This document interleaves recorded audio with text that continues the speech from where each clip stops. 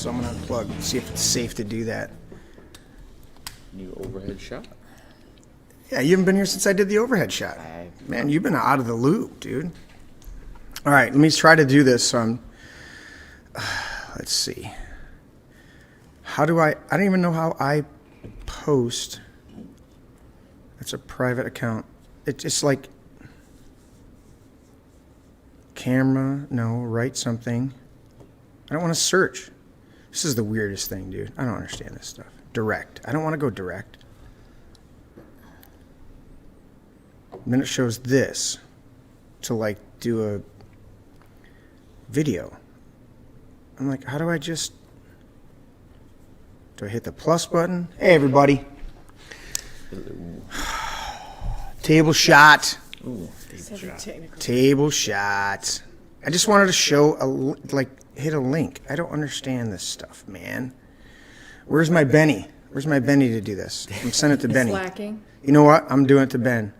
Just a second. I'm going to get it to Ben, and we're going to do this. Yeah. Yeah.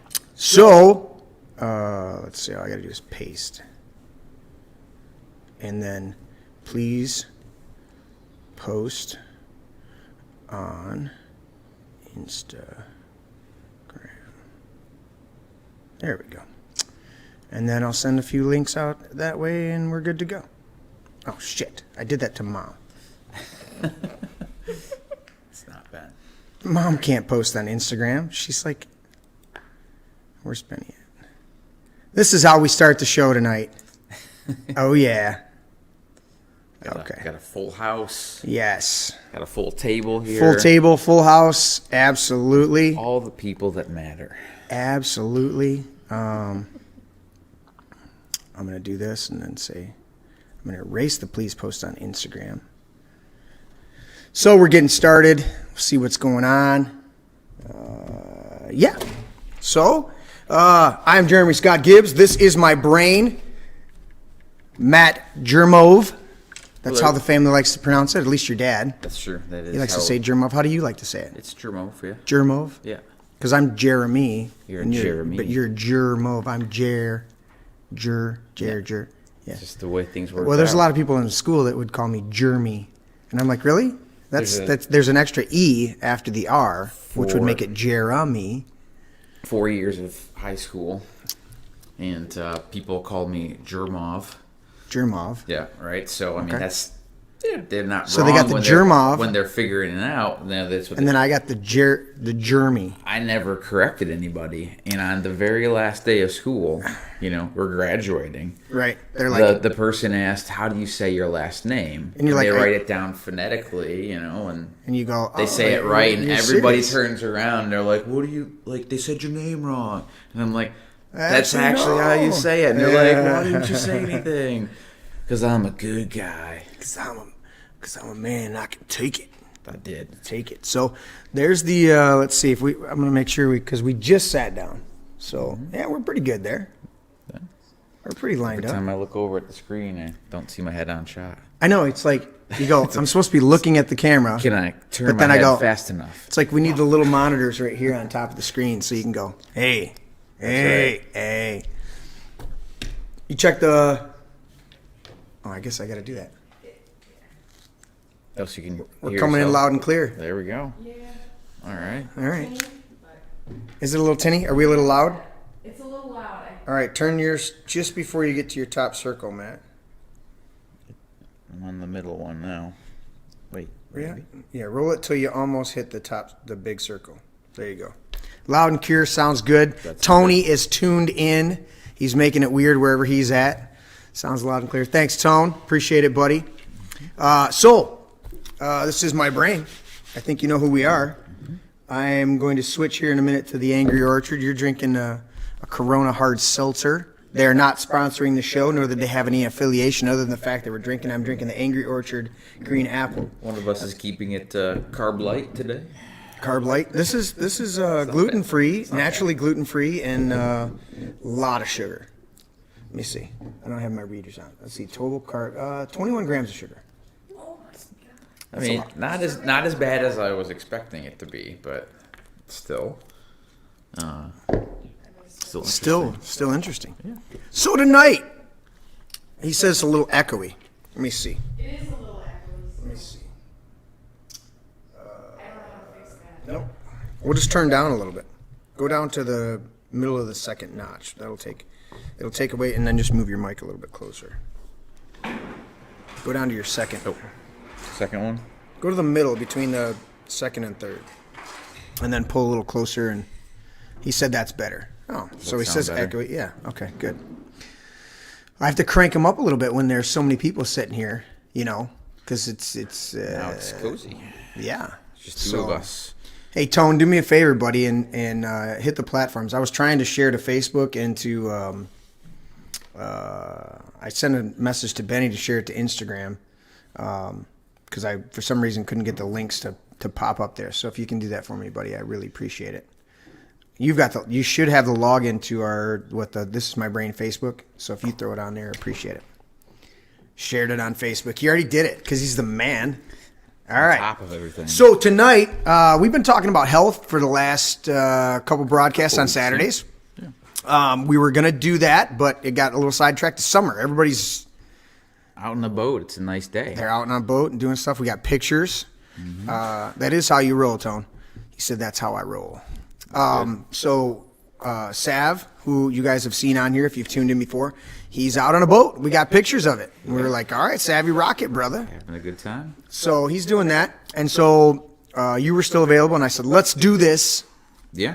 And you have been just like you rolled in fucking poison ivy for hours, itching. You brought up a topic like months ago. It might even have been a year ago. Okay. And you're like, hey, let's get you on the podcast.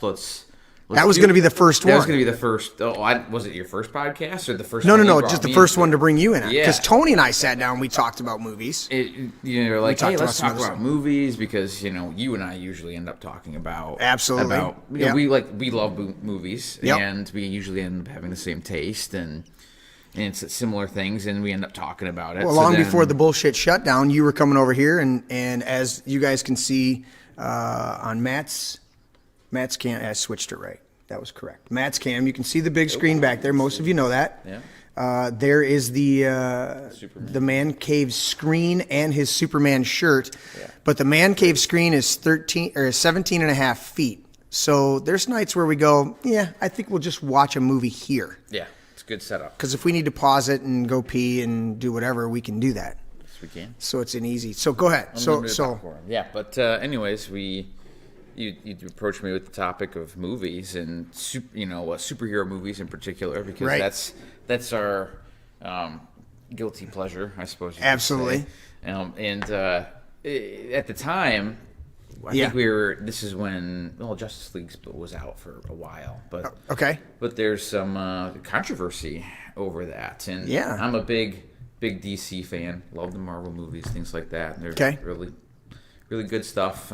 But big DC fan, and I like the direction things were going until somewhat recently. So. Yeah, I think the biggest problem with the DC is that they didn't have a clear direction. They were trying to find their way. There's somewhat recently we've gotten to hear some of the reasons why things got off the rails, and believe it or not, there was a direction. Zack Snyder absolutely and he had a big master plan. Right. He was directing certain movies himself, but he brought in other directors to do other projects like Wonder Woman and things like that. Kind of trying to be a Josh. So you're trying to do, I wouldn't say necessarily the Avengers way of doing things, but they had their own idea of universe building. Correct. Right? And people at the studio got a little nervous because things weren't looking like Deadpool or had the tone of a Marvel movie. And don't get me wrong, I enjoyed every Marvel movie. I really did. They're almost all of them, but what one didn't you like? Captain Marvel.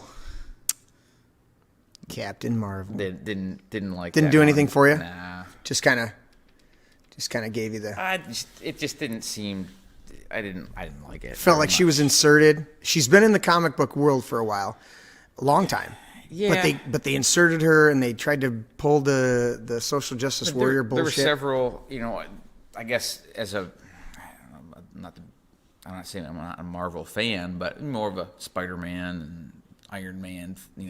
I knew some of that stuff, but some of the other, I didn't know anything about Guardians of the Galaxy or stuff. And I had no idea. They did a great job trying to bring in those other characters in. And I'm like, well, who the heck is this? Right. I didn't know anything about it. Yeah. But I thought they did a great job, made things very entertaining. I enjoyed it when some of their movies were a little bit more serious. Like Winter Soldier was probably one of my more favorite movies. Absolutely. Mm-hmm. I would say one of my favorites is still Iron Man 1. I've been a Robert Downey Jr. fan for years. That changed it. I mean, that set everything off. That was amazing. But then 3, 2 was good, but I loved the 3 because he was still the superhero, but he was dealing with all of his emotional baggage and shit. Sure. But he's still Robert Downey Jr. I know has a lot of input in the character, and he was still able to bring it to the screen in such a way. And Sean Black directed it. Now I think Jon Favreau did a great job on both 1 and 2. Yeah, but Sean Black directed that, and some of his stuff, and he actually did Kiss Kiss Bang Bang with Val Kilmer and Robert Downey Jr. And that one was tanked. I mean, it made like $5 million or something like that. It didn't make anything. Yeah. And it was right after Downey it was like the movie he came out of rehab, and it's a phenomenal movie. If you guys haven't seen that, watch that. Kiss Kiss Bang Bang. Val Kilmer, Robert Downey Jr., and I think Michelle Monaghan. Is that right? Michelle Monaghan? I'm asking if the name is... You know who Michelle Monaghan is? No. Anyways, it's a good movie. I'm useless on this one. So Tony says DC has amazing characters with rich backstories. The unfortunate thing is the DC had bad continuity. And that tends to be... That's my problem with the X-Men. Yeah. That's my problem with the Spider-Man. Mm-hmm. One, we know Sam Raimi was hamstrung by the studio on number 3 because they wanted him to introduce all these extra characters, and he's like, I don't want to do that. I want to continue with one villain. Sure. And they ended up continuing with the Hobgoblin, the Son. Mm-hmm. They ended up continuing, or they introduced, what was he, the Sandman? Yeah. Wasn't that one? Yes. Was it Sandman? Yes. Yeah. Sandman and Venom. Venom was in it. Came over Tobey Maguire, so they just had too much to try to squeeze in there. If they'd have stuck with 1 or 2 of those and played them out, I think they would have done much better, because after that third one, it was done. And they were between Spider-Man and X-Men, they were the ones that really pioneered the good superhero movies. They're the ones that really got people paying attention to these comic book, cartoon type things. I think my gripe up until that point with comic book movies was that you tried to make them look like Saturday morning comics. Yeah. Right? Like they weren't believable. I mean, obviously everything's fake and these are made up characters, but when you start to add that touch of realism, or you're like, hey, what if what if this really did happen? And you try to make it a little bit more serious, even though it's from the comics. That's where everything started to take off, which is really cool. Marvel has a different tone. DC has a different tone. Absolutely. And I think Zack Snyder really did a great job capturing the tone of DC. I didn't like Watchmen the first time I went through it. Mm-hmm. It was too much. Mm-hmm. I thought it was way too dark and too anti-hero, But then watching it years later, I'm like, this is actually especially when you go back and look at the graphic novel of the Watchmen, you go, this is actually really kicked. I mean, I did wasn't not to say that I didn't like. My biggest gripe with Watchmen when it came out was the blue penis. It was like, dude, come on. It was all in the comic. You know, but in the comic. But then at the same time, you still had the balance of, I mean, there was sexual. I mean, the one chick's there because she's, you know, her mom is a superhero and got raped by one of the other superheroes. It was like, okay, so that shit was always there. Yeah.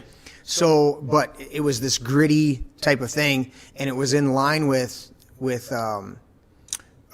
Sin City. And I thought the first Sin City was good. I thought the second one was trying to capitalize on the first one and really didn't have the depth that it had, that the first one had. But those are more of the graphic novels, less superheroes. I think the DC universe, I love the first two. Now, they're the Tim Burton versions, right? Yeah. And they're the dark. If you watch a Tim Burton movie, you get a certain tone. Sure. Unless he really departs from his own tone and wants to do something different. He never does. He never does. Yeah. Which is fine. Every director has their I'll style. I'll say that Planet of the Apes with Mark Wahlberg, that didn't have that dystopian, dark filter over everything. Yeah, I guess you're right. And there's a few other ones in there that he departs from being that dark, gritty, grungy type of thing. When I see those Batman movies, I think Yeah. Nightmare Before Christmas. That's like all I see. Yeah, and I understand that. And people love those movies, but I'm like, They were some of my favorites, and they were my favorites because, first of all, I love Jack Nicholson as the Joker, but it's that style of Joker. Yeah. And it's the Michael Keaton who doesn't look like the superhero, but he's the rich guy playing Bruce Wayne, you know? Right. And then when they went to the second one and they introduced Catwoman with Michelle Pfeiffer, dude, you go back right now and you watch her, you take away the campy overtone, and they weren't horribly campy. No, those. But they're not Chris two, Nolan's. The first two were. The first two were great.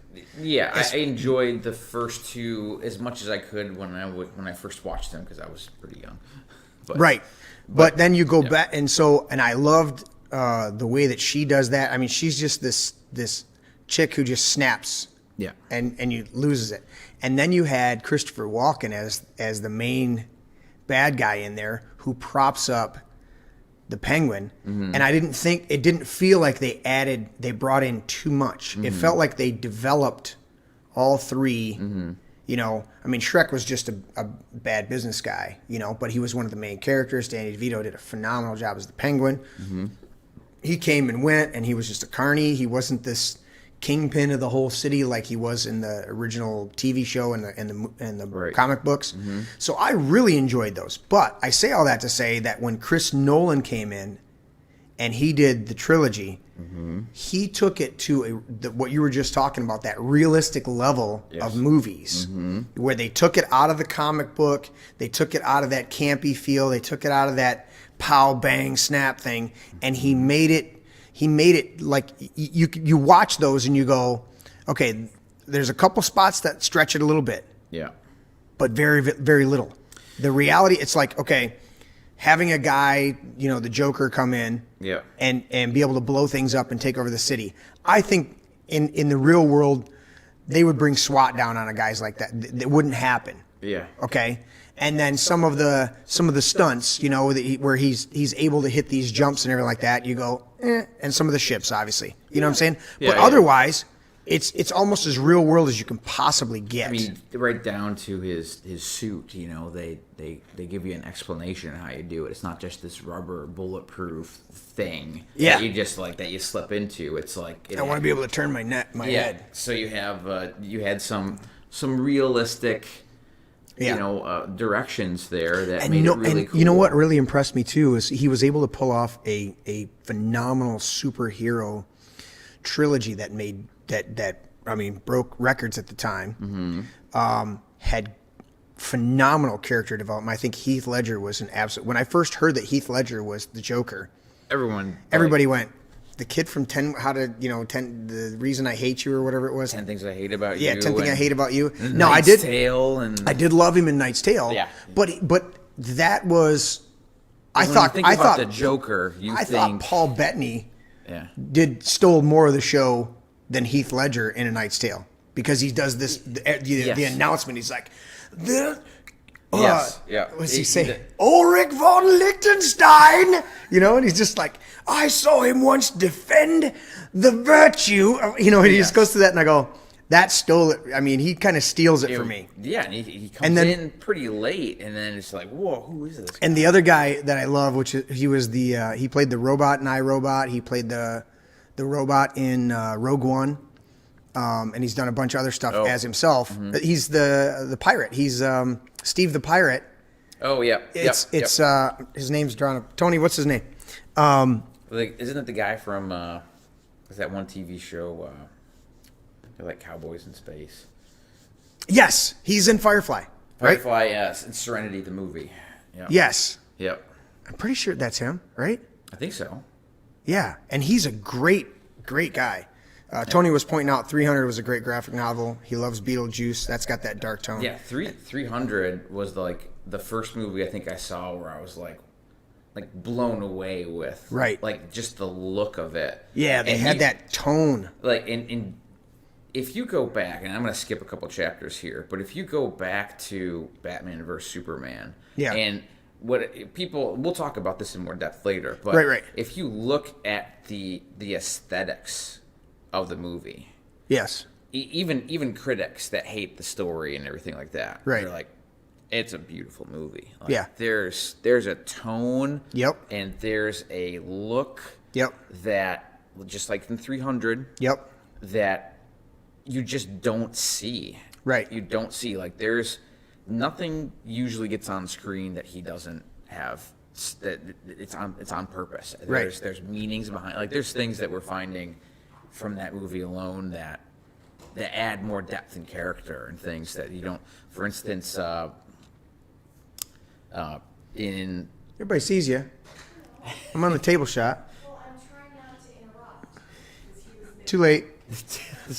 So, Man of Steel, there's a scene when you're on Krypton, right? Yeah. And it's a big, wide shot, and you can see the moon. I love the Man of Steel.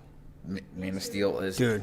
It's the first time that you see Superman as... Even though in that arc, he was still learning to become Superman. He was not the Superman that we know from the comics, right? Ultra powerful and everything like that. Right. He's becoming right. this, but it was the first time you actually got to see things, and you're like, "Wow, fast and powerful," and things like that. So before, like cartoon versions, things like that, they always dial them back. Like in the CW TV show now, right? Like Superman's more. I can't watch any of that stuff. Right.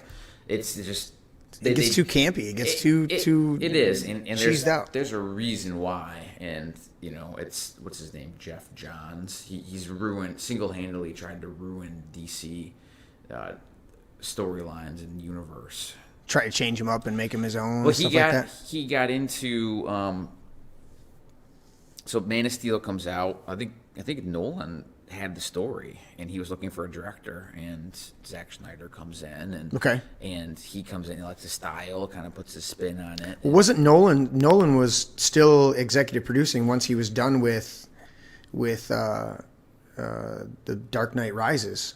Wasn't he still involved in the DC and had a hand in it? So he was trying to develop. Now that he'd done his trilogy, he was going to incorporate more of the DC. Yeah, it wasn't going to be a continuation of his, because that was like a standalone type of story. But he still wanted to maintain the tone and that modernization and that realism of it. Yes, yeah. So in comes Zack Snyder. They come up with this plan. Yeah. And the reason we have Civil War, Captain America Civil War, is because this Jeff Johns guy leaks the scripts for the entire, like, how the time travel elements that happened in Endgame. Yeah. This was all like Flashpoint stuff that DC brought in. The Batman vs Superman, there's a scene where Flash shows up in the Batcave, and it's like this dream sequence, right? And here he is coming out. Alan Tudyk. Oh, okay. Tudyk. Okay, yeah. Yeah, that's the guy. But yeah, the flashback scene in there. Yeah. flashback scene, and then, like, nobody knows what's going on. There's a paper flying in the air and stuff, and, like, Bruce wakes up and what's going on. This was the time travel element for the second Justice League movie that was supposed to happen. Okay. So there was like a 5-story arc, you know. Superman develops he's like, oh, okay, I'm going to be Superman, right? And Man of Steel. Batman versus Superman, he's still figuring things out, right? And and this was more of a Batman story where Batman's gone through a lot. He hasn't had any help. Joker's killed 2 Robins. Bad things have happened. He's pissed, and he sees an alien come in. And he's like, what the heck is this, right? Supposed to bring this story in. That got all leaked to Marvel. That's the only reason that Civil War ended up getting greenlit. And that's why when people, I'm going to call it right now, when people see the actual Snyder Cut, the way it's going to come out, they're going to be like, oh, that's a Marvel ripoff. And it's the other way around. It's the other way around, because these elements were being leaked in the actual movies before any of that even happened. Wow. So, but it was designed because this Johns guy didn't like the tone, the masculine tone. So did he get sued? Did he get? I mean, is he blackballed now, or no? Anything? So he's responsible for all the CW TV shows. That's why they're so terrible. He's bombed. Like, look at Birds of Prey. Like, come on. Like, we watched it here. And I was like Batman vs Superman was supposed to be like 2 separate movies, I believe. Well, it's long enough. And the Suicide Squad was the setup for Justice League. There's going to be the Ayer cut is going to come out, and it's going to actually introduce a lot of different characters that sets up what happens in the Justice League and Darkseid and Mother Boxes and things like that. Right. It's insane to see, like, you had somebody come in who was like very, very dedicated to, like, I want my vision. I want the Christopher Reeves Superman. I want the curly Q hair, and I want a bright suit, and I think Superman should be hopeful. It's like, well, hold on. Let's get there. The audience, we know that Superman is this guy eventually. But why didn't we start out with an Avengers movie? We didn't. No, you got to develop it all. You got to develop it, right? But people didn't understand that. They see Man of Steel, and he's like conflicted. He's like, I don't know what to do. And I'm not. They're not the Superman they recognize. Right. They couldn't figure out that, hey, there's these 2 guys that they don't know anything about each other in Batman vs Superman, and then they end up being like, wow, okay, we have more in common than, so they're becoming the characters that we know. Right. This is like story development. This isn't like spoon-fed, same tone every single movie, Marvel movie. Still like Marvel movies, but But there's a different type of development that was going on. I think that's the main thing that has not made me as enthusiastic as you for the DC universe, is because there's what Tony was saying, that there's not as good. It got messed up. It got messed up because then you have Deadpool, and you have like Avengers come out, which has, they're joking, which is fine. It's fine to have comedy and things like that. But when you're setting up, but they redid Suicide Squad. Like, they went back and did a ton of reshoots to try and get that. So instead of like, dude, when Deadpool came out, they're like, hey, why don't we make Suicide Squad our Deadpool? And you take dedicated storylines, you try to mess them, you change them up at the last minute, and now you've got all these movies that are supposed to connect in the universe that don't connect because you have somebody else's vision trying to change the original concept and at the 11th hour, and it ends up not working. And we end up getting this disjointed universe and people wanting to kind of reboot everything. But when AT&T bought, they came in, they bought everything, right? And there's millions of people saying, hey, release the Snyder Cut, because people think, oh well, when you think of a director's cut, what do you think? You think of a couple of scenes that maybe got cut short, and maybe there's 10 more minutes of footage or something like that. Right. We're talking only a quarter of the movie that Snyder shot made it into the theatrical release that was out there. Right. And even then, that was cut. How much are you hoping that your scene gets in there? I don't know if my scene will be in there. I was an extra on Batman vs Superman. That's right, fun. everybody. You're sitting with an unknown celebrity. People know me. I was one of 500 of the day that got into the movie. He got a T-shirt. I did not get a T-shirt. You didn't get a T-shirt? Did you get a No, ball I thought cap? I was going to because they asked what my Did T-shirt you get paid? size. I did get paid, yeah. You got paid to be an extra. No, they you could not bring cell phones. You couldn't do anything. Right. So this was All shot. I have is my glorious memory. So you had blue screens. So right? this was in Pontiac. In Pontiac. On that big outside, the world's largest sound stage outside or something. Okay. It's at the time, I don't know if they still have it. It was like a big. No, because our stupid ass governor cut the subsidies, and so now everything's going to Atlanta and New Orleans It was just, and a couple other places, and we could have a ton of movies being made here in Michigan. And our governor said, "Oh no, we're going to cut the tax revenue because they're not going to spend a shit ton of money here." I mean, it was such a cool, yeah. Yeah. Tourism, everything. It was such a cool experience. I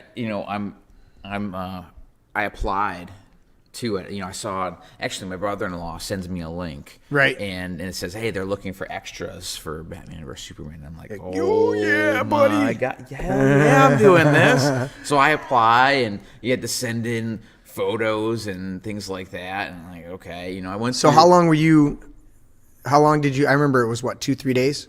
No, well, they originally asked me to be in two different shoots. Okay. The first one was supposed to be the very beginning of Batman vs Superman, the Wayne parents' funeral procession, you walk into the mausoleum. And, okay. So the parents' funeral. Right, the parents' funeral. That was. But you ended up in Superman's funeral. I ended up in Superman's funeral in the crowd. But I was about 2 seconds away from being the pallbearer. And really? Yeah. The guy that I was with all day on when I actually did my part of the shoot, he was picked. They put him right in front, and I can pick him out right there. And you were like, I was next to that dude. So they finally got to me. I hit all the requirements, but it was supposed to be set in the 80s, right? Okay. Right? And I guess my haircut, my look, a little too short. It looked too modern, right? And I'm like, well, let me just comb it or something. I'll do a hard part or something. Right. I'll put a hat on, whatever. Because everybody's wearing hats then, right? And yeah. I'm like, just let me do it. This is awesome. But no, they said it didn't have an 80s look. So, okay, I got cut from that. But at the time, there's, I had to go in several times to for wardrobe and right. they're approving. They took pictures of me and whatever thing, and then it got approved. I got approved. There's a small group of us that were the close-up crowd people. Yep. And then there was 300 extra people. So if you were lined up on the street and there was a crowd, they put the people close that up. were vetted right. more up front. So they put me right on the front line. It ended up being Superman's funeral procession, in Washington. So how many times did you go in, and how much was involved? Because you just talked about a process of taking pictures and doing other stuff. So and being vetted. at first it was just emails back and forth, and they made me get an agent or something, and right. But it was just they go, hey, click this link, and they'll tell you it was a talent agency right. thing. Send pictures. Did you have to sign up to the guild? I remember signing up for something, but okay. I think it was just this talent agency that was just thrown together in Michigan to find people. And they have that. I still get emails every once in a while, somebody shooting a music video, and they're like, hey, we need a guy that's this height and weight and looks like this, and so every once in a while I get an email still, but wow. But it was cool then, and so they they would tell me okay, submit your pictures, okay, cool, we like that, come in for to talk to somebody. Okay. And they ended up being the wardrobe people, and they're like, bring in like as many suits as you have. Okay, so they want to see me in a suit, and, Right. You know, because I didn't know what scene I was going to be in. It ended up being the funeral scene, but so I wore a couple different options. Actually, I wore the only suit I had, and they go, "Well, you're going to have to like this because this is the only one." They're like, "Well, we told you to bring in like 3 options," and I'm like, everybody else is walking in. I'm wearing the only suit. I'm carrying nothing with me. Everybody has like arms full of clothing, and like, and like, I'm like, dude, I'm wow, not they're doing taking. that. I go, they're taking this really seriously because I'm Right. thinking, okay, they're doing an open casting call for people, and I'm like, you're gonna be in a giant crowd, you're never gonna be seen. It's just a cool experience, but they ended Right. up putting me right in the front. So you're like, okay. So what'd you get paid? $100? it was Because you were there for a whole day, right? it was $10 or $12 an hour, and then it was time and a half after 8 hours. So I think we were there for. It wasn't quite 12 hours. It was like a 10-ish hour day. Okay. So, I mean, there's breakfast. So they feed you. There's breakfast, lunch. I think they had a snack, and then they had like a full dinner. Nice. Yeah. So there was people there. You know, you're in groups and stuff like that, and you're talking, Right. and you're like, hey, have you ever done this before? No. You know, I'm like, no, I've never done this. This is really cool. I just love Superman. You know, this is awesome. Right. And there's other people that, like, they live for this. They follow films. Like, there was a guy, and I actually recognized him. He was in like that new Wizard of Oz movie. I forgot the actual name of it. It was the most recent one. With shit, I can see his face. Yes, him. That guy. Yes, that guy. He was in Spider-Man, right? He was the kid. He was the kid, the Goblin's kid, right? Yeah, wasn't the newest one? It was the Journey to Oz, like how Oz became Oz. Yes. So there's a couple of the guys there were in that, and they actually. Which Goblin are we talking about? We talking about the one from the sad The second one. sad set of movies? No.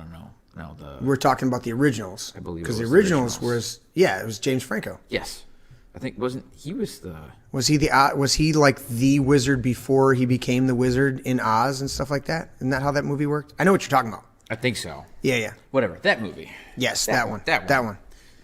Tony said James Franco. Thanks, Tony. Yes, that guy. What was the name of the movie, buddy? I'm not waiting for him. Just keep fucking We'll just talking. keep talking. Yeah. So they ended up being. He ended up being so the guy that I'm sitting next to, he's like, oh yeah, I got a speaking part. So like he was just an extra, right? But they liked his look, so they put him in a scene, and he actually like said like 3 words. And I'm like, oh, I'm standing next to this guy. This is cool. But they go to every other. They go to like these big movies. Follow it and around, they're huh? like Groupies. they love it, right? So. And I'm like, well, what's your objective here? Like, why are you doing this? Oh, it's just for fun. Like, okay, to get in the movie, right? Like, you can say, hey, add a 5-second like roll in there. Like, for me, I'm like, oh, it's just be cool to be part of it. Like, I'm never gonna get in it, right? Right. And then when it came time, like, we're on this big stage, right? And you've got these shipping containers that are like painted green and everything. You got this road, and it's just literally the road just goes like right into the screen. And they made it look like there was sidewalk and the main street, and then there's like barriers, like those metal barriers, Right. And they, I'm standing up. They tell you to get on the barrier, right? And you're standing there, and they bring in all the people, and there's a military procession, there's a coffin. They told us at the time, and they're like, oh, the scene is the president's died. I'm like, that's not the president. Like, that's the Superman coffin from the Doomsday comics. Right. Like right. the black coffin, the Yeah. silver They got crest on it. Oz the Great and Powerful. James There Franco we was the go. main guy. Thanks, Tone. So we're in there, right? And the first thing you do is you got all the branches of the military, right? So first you see like the army, right? And then they walk like 15 feet, and then they have to like bring them all back and walk 15 feet again, and like they did this for like 3 or 4 hours, and then the Air Force guys come in, and Marines, and then there's the actual like horse-drawn carriage comes in, and then like the main characters, the guy who ends up being who's going to end up being Martian Manhunter, he was there. Okay. The girl who said that Superman was hot at the end. Oh yeah. The short little, like, it's the assistant. I forget her name. She the assistant? But yeah, she like Superman flies off at the end, and General's like, "What are you smiling at?" She's like, "Oh, he's hot," like she was there, and so like they get all this, but it took, down this 20-foot stretch of road, they like made it look like there was this huge, crazy. 20 feet. It was probably bigger than that, but we're talking like you're trying to bring in this huge procession of people, and it feels like they're going 20 or 30 feet and stopping and resetting back, and then going back. So like it's cool to see how it was made, but like it didn't really hit me. I'm standing on the front here, and I'm just like, I'm a spectator, right? Like you're watching something from afar, you're not in it, right? Until they brought the camera like 6 inches from my face, just passing by. Yeah, so they're like, okay, this is going to be an ultra slow-mo shot. So you got a trolley track in front of you, and they roll it by. No, they had this huge like boom crane. Yeah, and they brought it down, and it was super smooth. They'd bring it in. It's all programmed and shit, dude. It was gorgeous. So cool, like the shots that come in. So what they wanted to do was, there's a section of this procession where the flag's going by, and they wanted to time our reaction to watching the flag go by, right? So they actually they had the procession go. Okay. And then they took a crowd shot, like in the camera coming like right in front of my face. And I'm like, oh my God, this is real. I'm going to be in a movie, like this, like, and I'm like, wait, what do I do? What do I do with my face? Like, right. Yeah, I feel like I'm Ricky Bobby, and like instead of I don't know what to do with my hands, I don't know what to do with my face, right? And there's some lady next to me, and she's like putting her head in her hand. She's like, "Oh no!" And I'm like, "I'm not that big of a ham. I'm gonna look stoic, That's why your scene got cut, because that fucking lady next to you. So like they did like a big section of people, and the actual scene in the movie, it goes by like it's ultra slow, but it goes by like that, right? And even though it's super slow and they're panning, they're not. It's still moving fast. So right, there's they're a not section pausing, where stopping on everybody. And it's kind of like not 100% might be able to focus. See it. We can pull it out after the show and check it. I swear, there's somebody that looks like me. Somebody? Yeah. Could be you. Could be me. Could be you. I wish I had the capability these days to go like frame by frame. Well, with your giant screen, you might actually be able to see me life size. Might be able to. Maybe. We'll see. That was. I don't have that anymore, so. That was the coolest thing. I guess I missed by a week. They had the scene with Bruce Wayne in Detroit when what was it but the main fight, Superman's fighting. Okay. His main fight in Man of Steel, right? And they're kind of like going through it, but they're showing it from Bruce Wayne's perspective. Okay. And he's actually driving in Detroit. You can see him in the little Jeep, like driving through the side streets near Kobo and everything. Okay. That was, I guess I missed shooting that scene by like a day. Wow.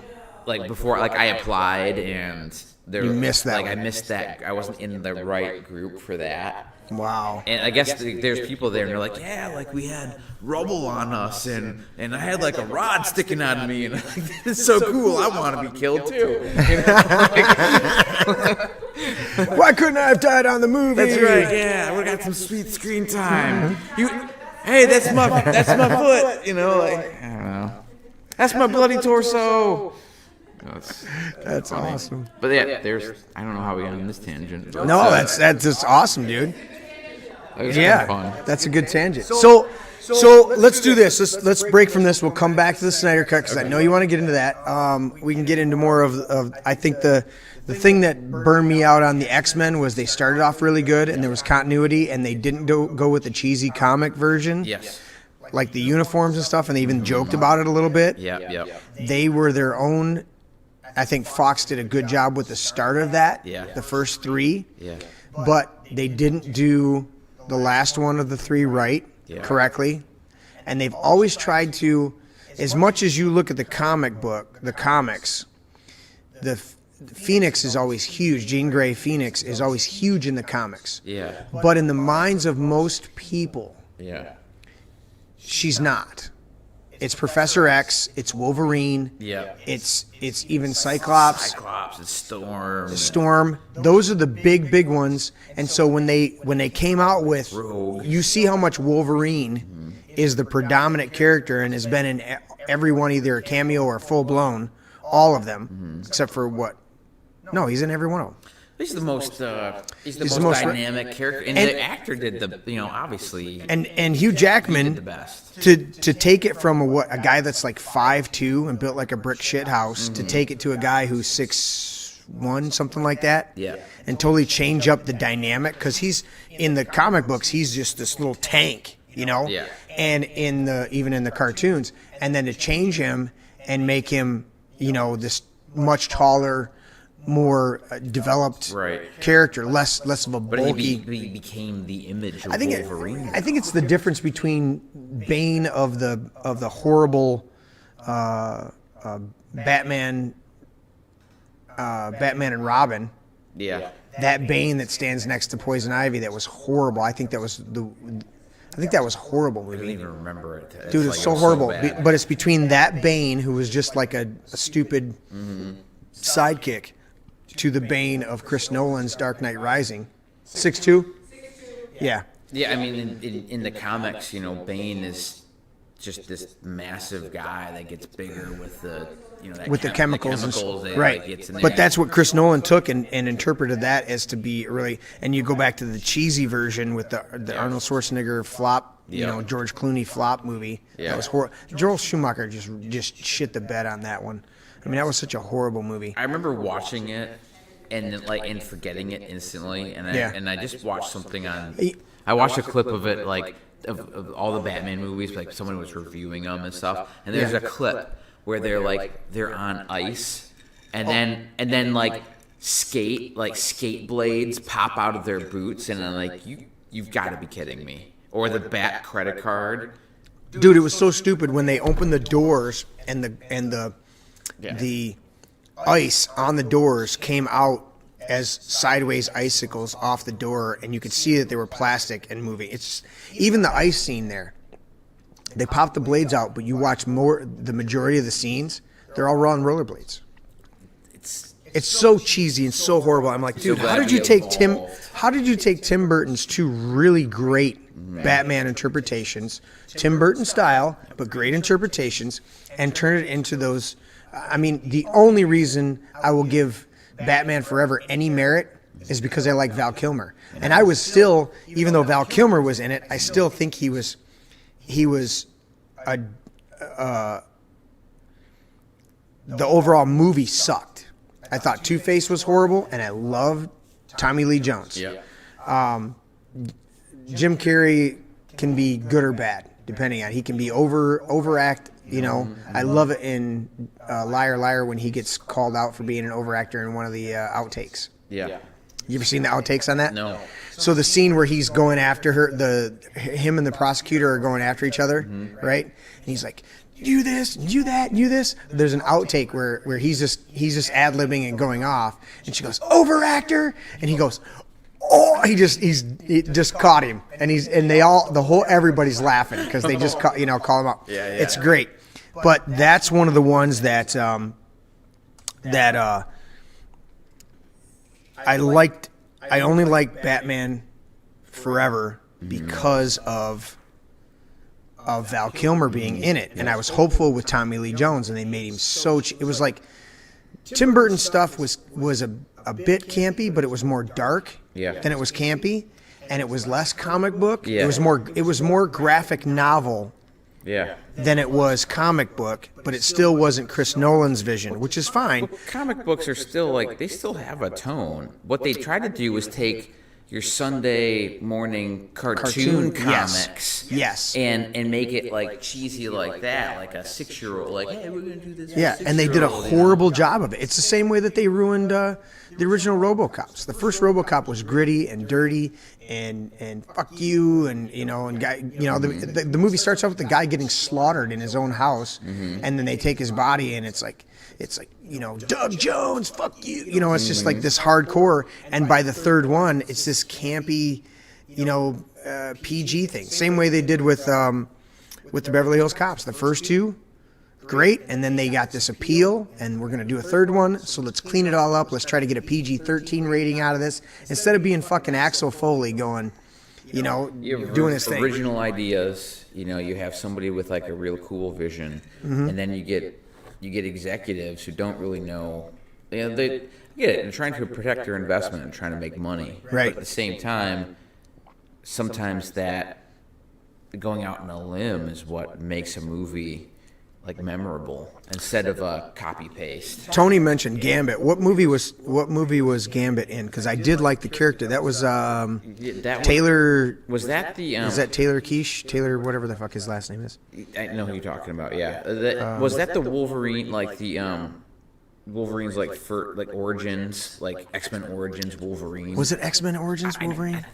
And you know what? I liked that movie at the time, but then I dove into who Deadpool really was, and it pissed me off more than anything because they fucked him up. Yeah. As far as a good character, and I'm so glad that Ryan Reynolds was able to redo it to get a hold of that. Oh yeah, it was Origins. And I thought the Gambit character though in that was phenomenal. Yeah. And actually before they turned Deadpool into Weapon X, whatever the fuck they called him in that, I thought he did great because he's doing all the swords, right? And he's cutting bullets in half, and the scene of him going into that office is fucking phenomenal.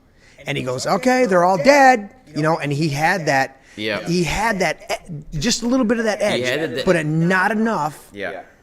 To develop it, and then instead of him being just part of the cast, they took him, which I don't know how true that is to the comic books, but they took Deadpool and changed him completely up to fight Wolverine. And I'm like, why did you pick that guy? You could have picked, you should have picked his brother. You should have picked Sabretooth to be the guy that goes after him. Yep. You know what I'm saying? Yeah. That would have been an epic battle at the end. And then you don't fuck up Deadpool because... And I love that Ryan Reynolds goes in there and I don't think many people really knew who Deadpool was at that time. But he's the merc with the mouth, and they even played on it in that movie. Yeah. With him going, man, wait, I can't wait to, I wish there was a way to shut you up. And then they sew his mouth shut, and I'm like, and then kill him at the end. And I'm like, are you fucking kidding me? You just, that was horrible. And then to go back and when he does it, is it number 2? When he goes back and he goes, I'm just resetting. Don't worry about me. I'm just resetting the timeline. Yep. It's like, we're good at doing that around here. But then he had to do two. He had to get rid of Green Lantern. Yeah, well, absolutely. He's like, can the suit not be CGI? Right. Or green? Dude, I love it when he does that shit. But anyway, so shifting.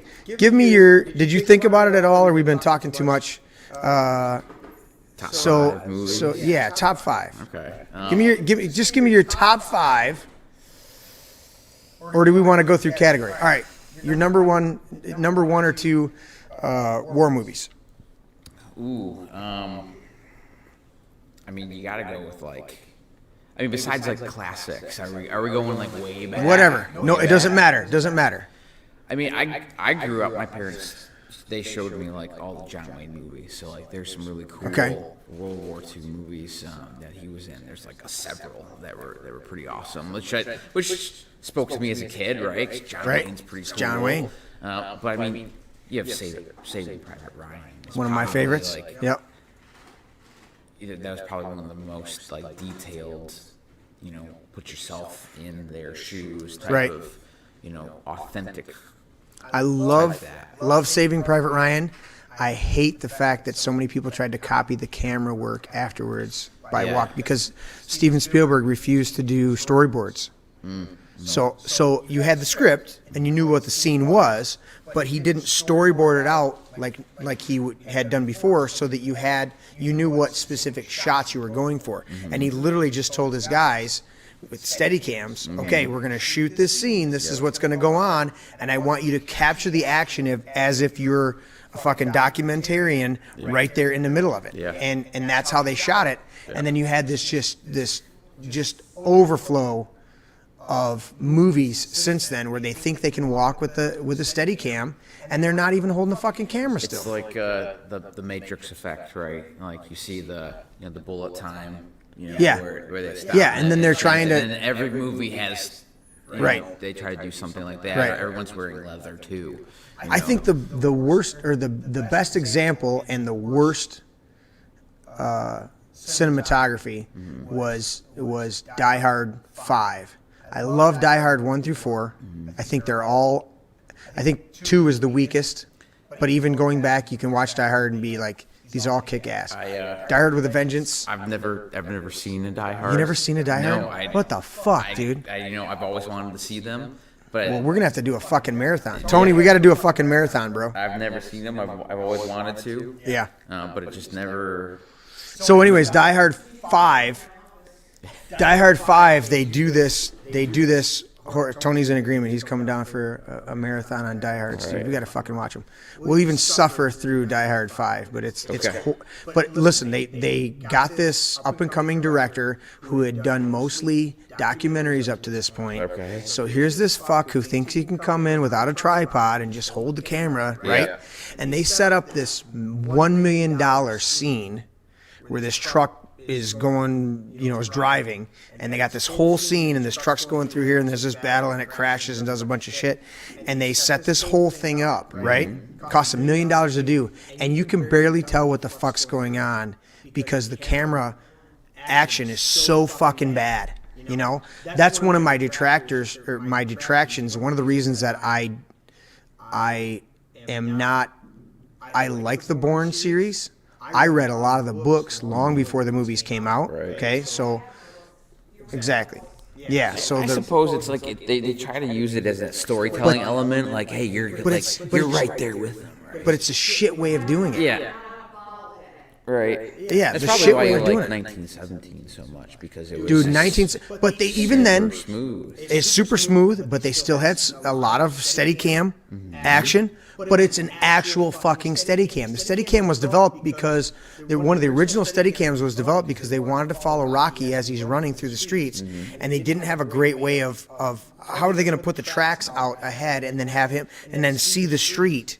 Yeah. Without the rail tracks that they run the machine on. So they literally developed a body harness to where the camera would be on him and shake as little as possible. Yep. Because at that point they thought, look at this. You've got on my fucking phone, on your phone, on any camcorder you're gonna buy, okay, on anything that they know is gonna be moving, the GoPro, this shot is a GoPro, okay?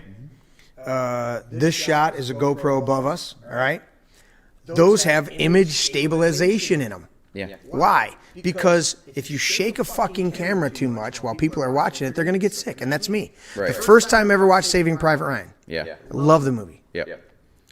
I had to literally watch it in my peripheral vision. Yeah. So I have to stare. I'm literally in the theater, and I start feeling sick. And I'm like, what the fuck? And so I literally had to stare at the ceiling and watch it in my peripheral vision. Yeah. To watch it. I had to do that with the Bourne, not the Bourne Identity, because that was the first one. I don't think I thought, but the second one. Cloverfield, then. I refused to watch it. Probably The Supremacy. Is that the second one? I didn't see them all in the theater. That's the only reason why. Cloverfield is like it's a movie that I wasn't expecting to like so much, but I love that movie. That's got, Ultimatum's the last one. But I love the movies themselves, but I hate the fucking camera work. Yeah. I hate it. It's like a trendy I think it's horrible, dude. Yeah. And it's like, I grew up on movies like Tron, the original Tron. Yeah. Okay? not only was every camera on a tripod, but a lot of them were fucking nailed down. And they didn't even have, a lot of times they didn't even have swinging shots, like panning shots. Yeah. They had stationary fucking shots, tripod fucking nailed down, and the stuff happened to move across it. Yeah. You know, it wasn't a pan. And then the rest of it, the crazy thing is that movie's all about being inside the computer, and there isn't a single computer-generated graphic in that entire movie. It's all literally done by hand-drawn animation. Is it pretty wild that they're doing like it right in Disney right now? They're making a Tron ride. That'd be fucking awesome. They are making it. Well, I love Tron Legacy. I think I think the Tron Legacy movie was great, and the only reason that they say it was not a commercial success. It wasn't a bomb, but it wasn't a commercial success. It made $400 million plus, but it cost them over $200 million to make, and so that's why it's not a commercial success. But I thought it was a phenomenal movie. It's really good. Very good. And actually, when you stack both of them up together, the continuity between the two, and then when you watch the 10-part mini series run, did you watch that? No. There's a whole Tron cartoon series, and the animation of that cartoon is phenomenal. Really? And it's not Tobey Maguire. What's the kid's name? Elijah Wood is one of the main characters. He's one of the main voice characters of it. Okay. And they do a hell of a job. Okay, so Saving Private Ryan, another war movie. I'll give you Tony's list here in a minute because he listed out. Oh, did he? Yeah. Okay, I didn't really think about this that much. Because Tony was supposed to fucking be down here. That's your fucking fault, Tony. You had one fucking job to get down here and be part of the show this weekend and to do a bunch of stuff, and you're not here. So guess what? That's your fucking fault. One that popped out in my head. I mean, I like 1917. That was great. That was like a great one, dude. The film work. Oh, it's alone awesome. Was just like amazing when you start to really pick it up. Dude, when Vince and I went and saw it at the theaters, we literally, we're like 15 minutes in, and I looked, I'm like, we're sitting there, and I go, dude, is this still one continuous shot? This is fucking awesome. And he goes, I think so. It's cool, like, especially if you notice it early on and you pay attention. Like, it just makes you like, you're like in awe of it. Right. What's another one I really liked? I forget the name of it. With Jim from The Office. Jim from The Office. You know, it's all about Benghazi. Oh, I didn't watch that one. No, that's a good one. What, 13 hours? Yeah, I think that was it. The 13 hours? Yes. Yeah, Jim from The Office. Yeah. I've watched the title of it, but I was so pissed off. I veered away from a lot of the Iraq and more modern ones. That one was because I'm so pissed off about it. Right. Well, that one was really good, and you really feel for him, and you're like you're pissed at the end. Right. You know, we'll have to watch that one because I have looked at it and I go, man, I need to see that one. It's just a good to watch one. It's a good one. I know those are modern. No, and not all the moderns are bad, but the problem is it's like American Sniper. And then when you find out all the stuff that went on with Jesse Ventura, and then you find out that he wasn't that fucking. I gravitate more towards. I really enjoy anything in the World War II genre. Absolutely. Tony's list. He says Fury, Saving Private Ryan, Hacksaw Ridge, which turned out. Yes, dude, that's great. I think Vince Vaughn does a fucking phenomenal job. That's a great movie. USS Indy, is that the one with Nicolas Cage? That was good. It was a lower budget one, but I enjoyed it. Schindler's List. Oh, you know what? You don't think about that. You don't think of that one as a war. But it is war. It is war. It is war. Yeah, that's a good one. For me personally, Fury's one of my favorites. Saving Private Ryan. And you like the 13 hours. This isn't I guess a movie, but it feels like a movie. Yeah. Band of Brothers. Absolutely. I've got the box set over there. I've got both box sets. I've watched that several times, and every time I love it. Dude, Band of Brothers. Because the Pacific, like they try to do the same thing, but it didn't hit quite the same. It didn't hit quite the same, and they had a different tone. It did. It had a different tone. Because you had, what, 3 main characters in that? I don't remember. I think you had 3 main characters. Yeah. Because Malik Ramey was one of the main characters, Yeah.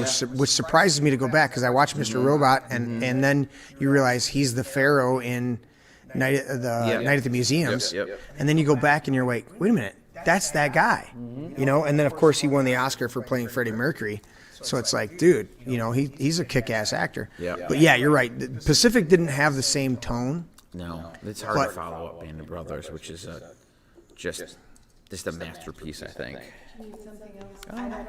Yeah, sure. That I have anything that's I think he needs a Di Serono. really Yeah. do truck martini too. Surprise me. Whatever you want. Oh. Dealer's choice. Bartender's choice. Tony says Born on the 4th of July was amazing too.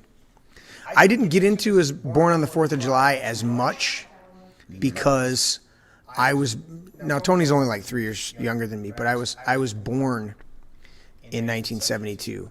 So I was really a child of that. I felt not necessarily the straight controversy, but the overtones of that. You know, I think Nixon was elected in 72, 68 and 72, right?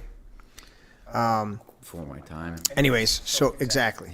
So some of the Vietnam era ones. I with as much respect as possible. 73, shut it. So, but as much as I gravitate like you. I gravitate towards. I grew up watching MASH as a sitcom on TV, which the sitcom actually ran longer than the original War. I mean, I remember watching the original Midway, you know, Right. And Sands of Iwo Jima and Tora, and, Right. Like these, like I remember like Watching these those are movies. great, you know. I'd sit down and watch them right now, you know? Right. But you know, we obviously were top of mind. We're listing off more modern absolutely. things, you know. Yeah, so one of my absolute favorites now to throw in is Still Fury. Loves 1917. I can throw that in. Yeah. Phenomenal story. It's just it's epic. Yep. And the cinematography they won the Oscar, right, for cinematography, right? I believe so. Yeah, because they spent more time in pre-production developing all of the scenes. I mean, weeks. Not your normal. But weeks. Dunkirk was That was a great movie. God, that was gorgeous, and the way that Different, just a different movie. There's no music, just the way that Nolan put it together, and then you suspense. you catch up at the end when everything comes together. So you've got the planes that are doing this trip in 45 minutes. You've got the boats that are doing this over the course of a day. Yep. Right, and then you've got the soldiers that are there the whole day and a half, 3 days. Just like you feel like you're in the moment. Where Yeah.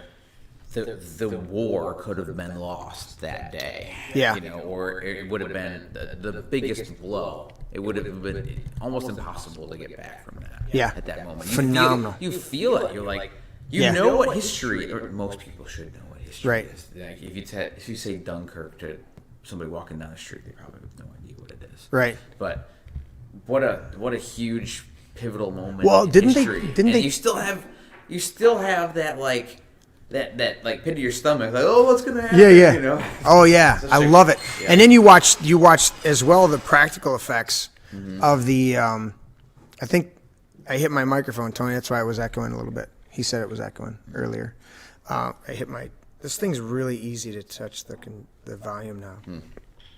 Anyways, when you watch the behind the scenes and the practical effects and how they literally had Tom Hardy in the plane. Yep. Right? But the front of it's cut off, so all he's got is his joystick and the canopy from here back. Yeah. Okay? Yep. And he's on a handmade, like they made this gimbal. Yeah. So you see from that front cut off through the back of the plane, Yep. and they went up on a cliff, Yeah. and they literally, there's two guys on either side of it, and they're literally jerking it back and forth as he's doing stuff, you know? Yeah. And so when his head kicks over and he's diving and stuff like that, and then what you see behind him there's no CG. That's the actual sky behind him Very cool. that they're recording. Yeah. So when he's tipping up and tipping down Yeah. and going side to side, that's all fucking him. And you're like, dude, that is incredible. The amount of practical effects that they tried to achieve Very to cool. capture that the tone of that. I love. Yeah, Dunkirk was phenomenal. Tony mentioned Pearl Harbor. How do you feel about Pearl Harbor? You know what? I really like it. I don't know. I think it's a guilty pleasure movie. You know, like because you get in, like, you feel for the characters, right? Right. Like, not like the Pearl like the story of Pearl Harbor is just a cool one, and the suspense of it. But then it's very tragic, you know, like the love story there, and you know, a lot of guys, like, you know, they're not gonna. But so like, you feel for it. You try to put yourself. When I watch a movie, I try to put get yourself into it, and I'm like, holy crap, like that like. Yeah, I enjoy it. Right. I enjoy it quite a bit. So you think that, I mean, because a lot of people they hate it. What was it? No, because it's what is it? It's Michael Bay movie. Well, Michael Bay, but also because of what you just said, there were a lot of explosions. Instead of focusing more on the battle itself, they focused on the inner relationships more than they did the actual fight. I mean, there's a lot of movies that'll do that. They'll focus on people. Thank you very much, bartender. Cut to the dual side so we can see that. Yes, it looks. There was the dealer's choice here. Chocolate martini there. Looks like it. See what you get. That's excellent. Thank you very much. Chocolate martini. Yep. So I like. Oh, sweet. This is not the health show. Knock it off. It's always the hell.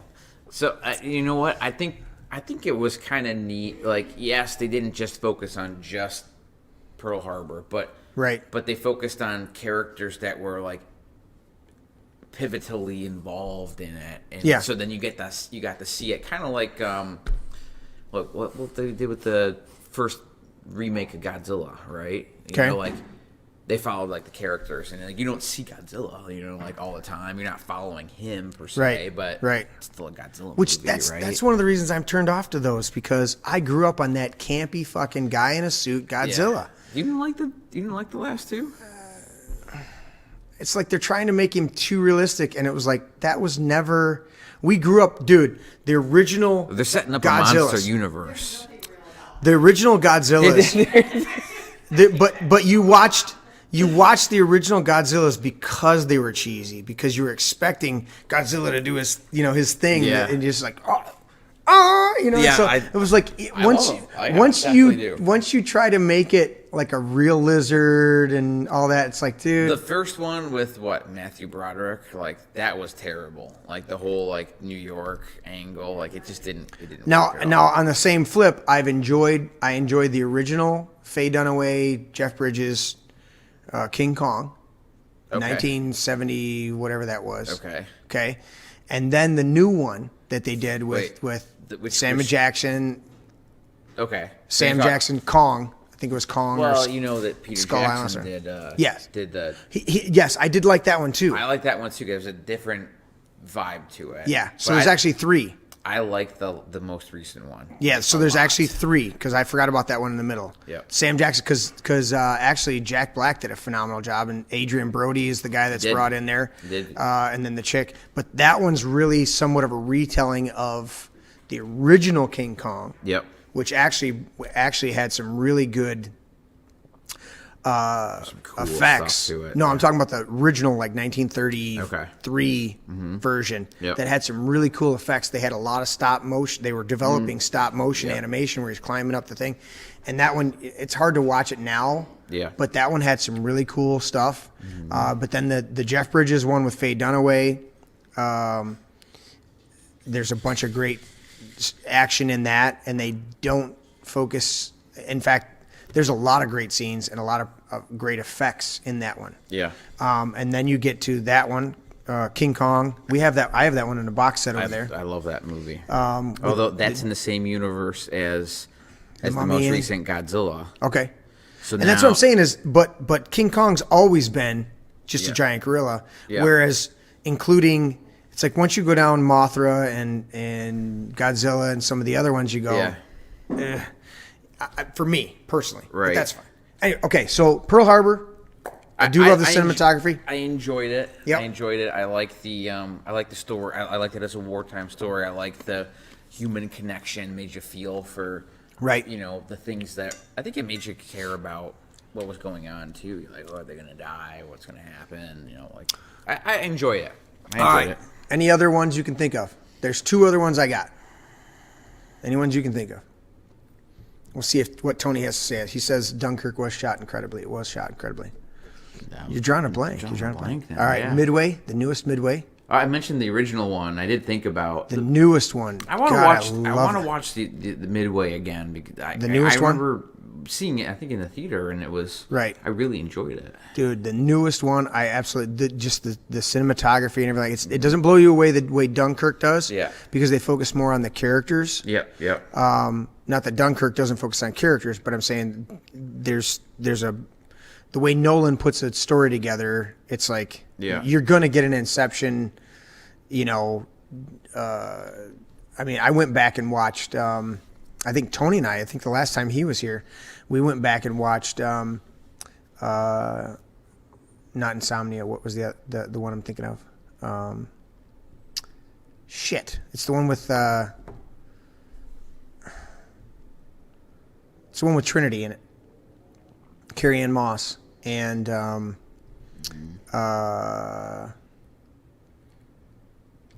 it, I'm drawing a blank. Anyways, it's the one where it's told backwards. It's told in where the guy's going back. He's the guy with the short-term memory loss. Oh, who ends up killing Memento. him. Memento. Yes, thank you. Memento, and it's got Isn't that Joe funny? Pampliano. Our memories both failed us for as Memento. we're talking Memento. Yeah. But the way that he tells a story, it's always a weave. It's always got a depth to it that's beyond just a straight telling. Yep. Like it makes it more interesting. So Midway, I really enjoyed that one. Midway's a I good thought that one, was a yep. great one. The other one that I was thinking of, and Tony just mentioned one that I wasn't thinking that I wanted to mention, but I forgot about it. It's one of the newer ones, and I absolutely love it. And I'll go to that in a second. But the other one, other than Midway, is We Were Soldiers with Mel Gibson. It's one of my favorite Vietnams. Now I've watched Full Metal Jacket. I've watched. I never got into those. Apocalypse. Yeah, Apocalypse, I've watched it. But We Were Soldiers and We Were Young. You got Sam Neill, Mel Gibson, and Barry Pepper as the photographer, news guy, who are the 3 mains. Then you got Madeline Stowe as a supporting cast. You've got a ton of people that once you see it, you go, oh, I know that guy. It's just a ton of people that you start to go, dude, what the hell? Ago I saw that. Yeah, and it's phenomenal. And just the battles there and the way that when you watch actual footage of Colonel Hal, what's the hell's his name? Whatever, Mel Gibson's character. When you watch actual footage of the guy he's portraying, and then you go back and watch the movie, the mannerisms are just the way he goes, yeah, it's getting a little spicy down here, sir. You know, it's just like, holy shit, dude, it's phenomenal. The other one that Tony mentioned that I thought was great, of one of the modern ones, is Three Kings. And I get tired of Clooney at times, but I love Wahlberg. And Ice Cube does a great job in there. And the kid, I didn't even know who he was, but he plays a phenomenal part.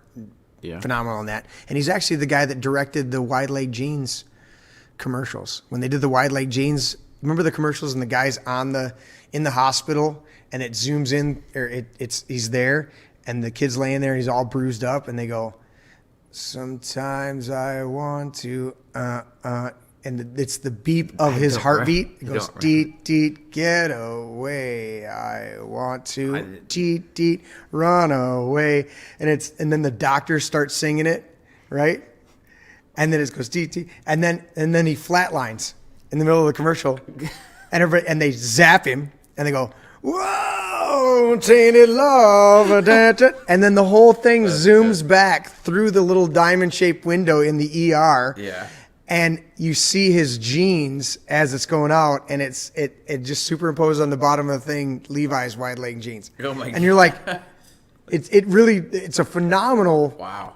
commercial. Yeah. You guys look that up. Tony knows what I'm talking about. He just typed in "Tainted Love," but that's phenomenal. But the guy who wants to be Mark Wahlberg's character in that, and they even do the disclaimer on it, and I understand why they're doing the disclaimer, but I love the cinematography for that movie. I think the cinematography for Three Kings. It's been a long time since Especially when they describe how, let's say you get shot and it shows it going into him. Yeah. And it goes through and it creates sepsis, and then it's like this, and then the fact that Mark Wahlberg, dude, I love doing. Tony and I'll sit down and we'll do that where we're just like, what are you here for, my buddy, my good, my main man? Yeah. What do you think you're here for? I think you're here for the gold, huh? What you doing, buddy? Yeah. I love it. Just that movie's awesome. Tony says Monument Man was a good one. I do. He says that was a great spin on a war movie. There's a bunch of fringe ones that I don't consider necessarily war movies. Yeah. But they're definitely good movies that touch on the war. Right. It was something that happened during it. It's Yeah. just another. Yeah. I mean, I would consider it, as much as Monument Men was a good spin on a war movie, you could say that all three of the first original Indiana Jones were great spins on war movies because they involved he was Nazis, battling against the Nazis the whole time. Yep.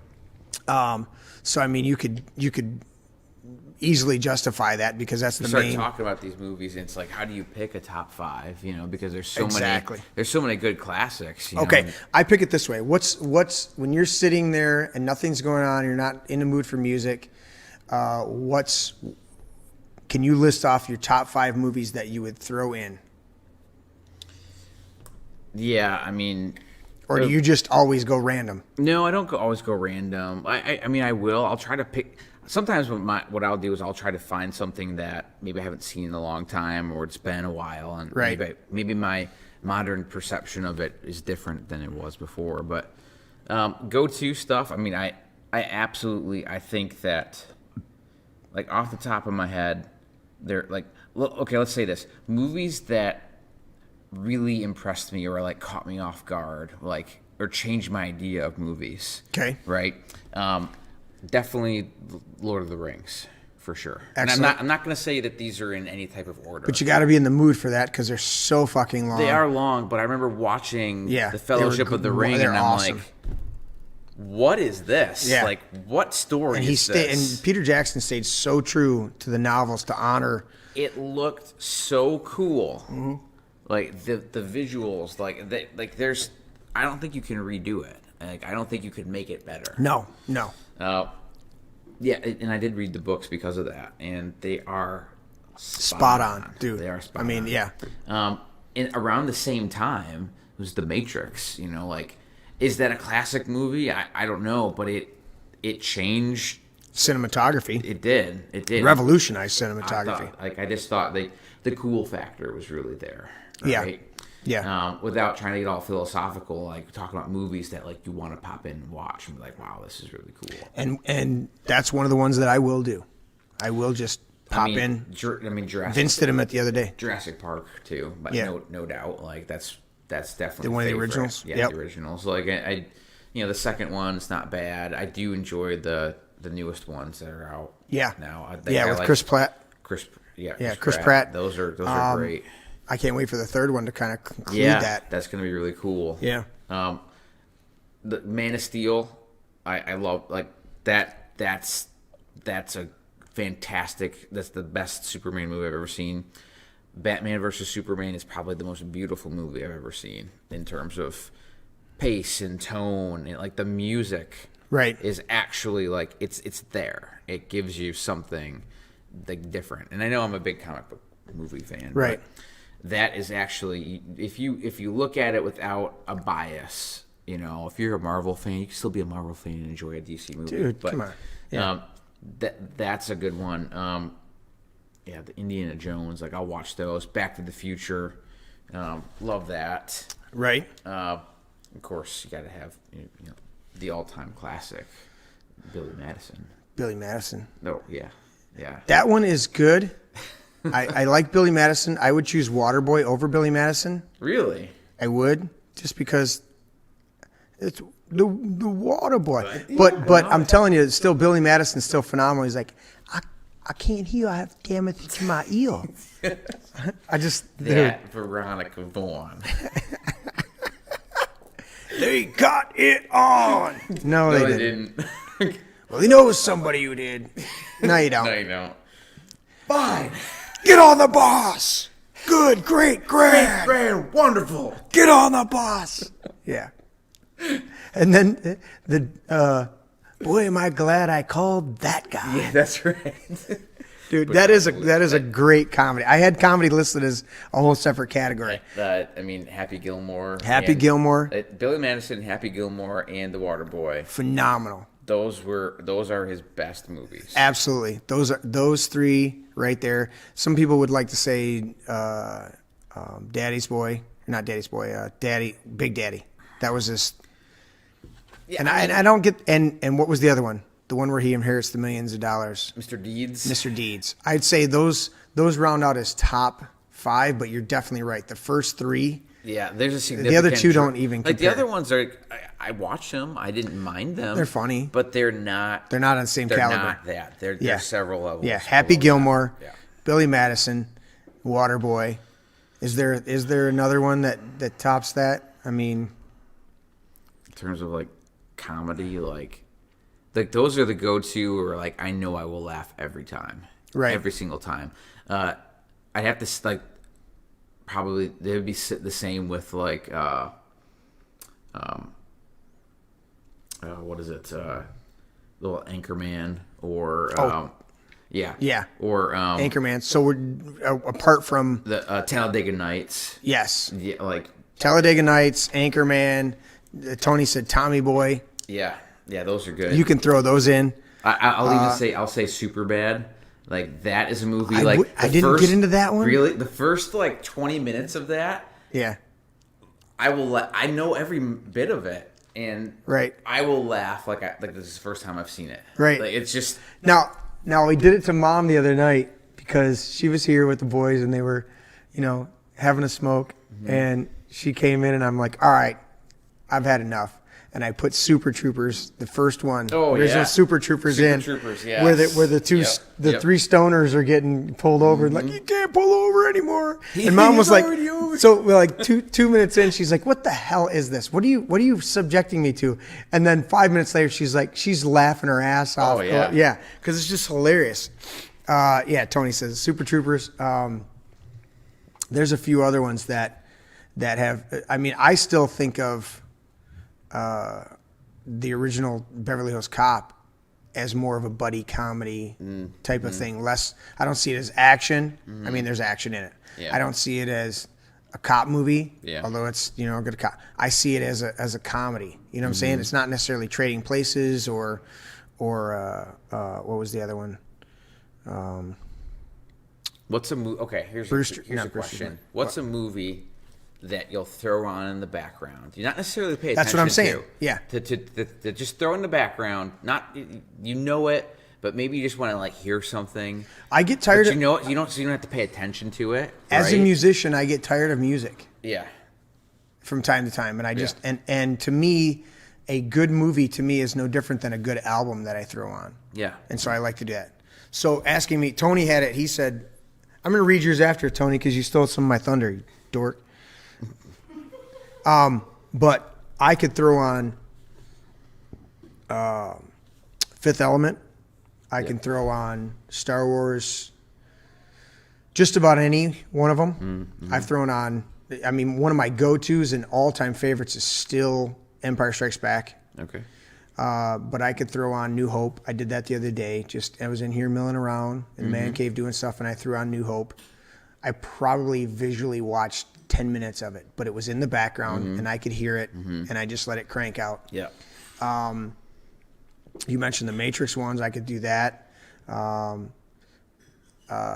enjoyed I'll throw on, like if I want to be entertained, but I don't want to use my brain power, right? Like I'm going and doing something, but I don't want to pay attention to the movie, but I'll know what's going on. Right. The Avengers. Like I'll Avengers, do it. I've watched that a million times. Yep. Like that's a good movie. I think the Thor Ragnarok, and Jimmy and I were sitting here, Chicago Jimmy and I were sitting here last night after practice, and he said, dude, I like to throw in Thor Ragnarok. He said I've watched it like 10 times, but it just kicks ass, and it's just a great movie. I'm gonna change up because I just realized one of my all-time favorite movies. What's that? Casino Royale. Love it, huh? Oh, yeah. That's. I mean, I was a James Bond fan for forever. I mean, Right. I got into all the I even liked all the other ones that weren't Sean Connery's, Right. or Pierce Brosnan, those were my favorite when I was growing up. Like Pierce Brosnan, oh yeah, he's the best Bond, then you watch all the classics. I even got into the Roger Moores and stuff like that.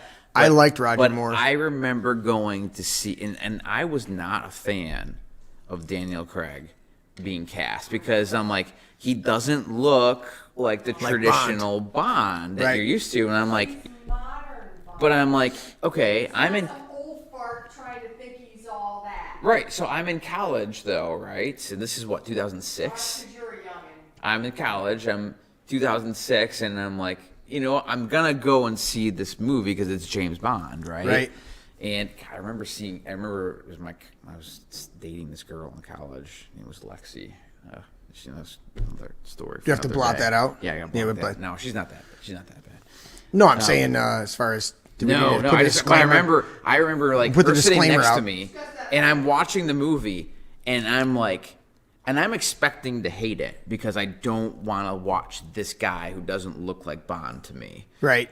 And from the very first sequence, I got sucked in. Yeah. And, the entire movie. Yep. I am absolutely blown. It is the best Bond movie out of all of them. Okay. You can fight me. You can fight me for that. I would say Casino Royale does. Right.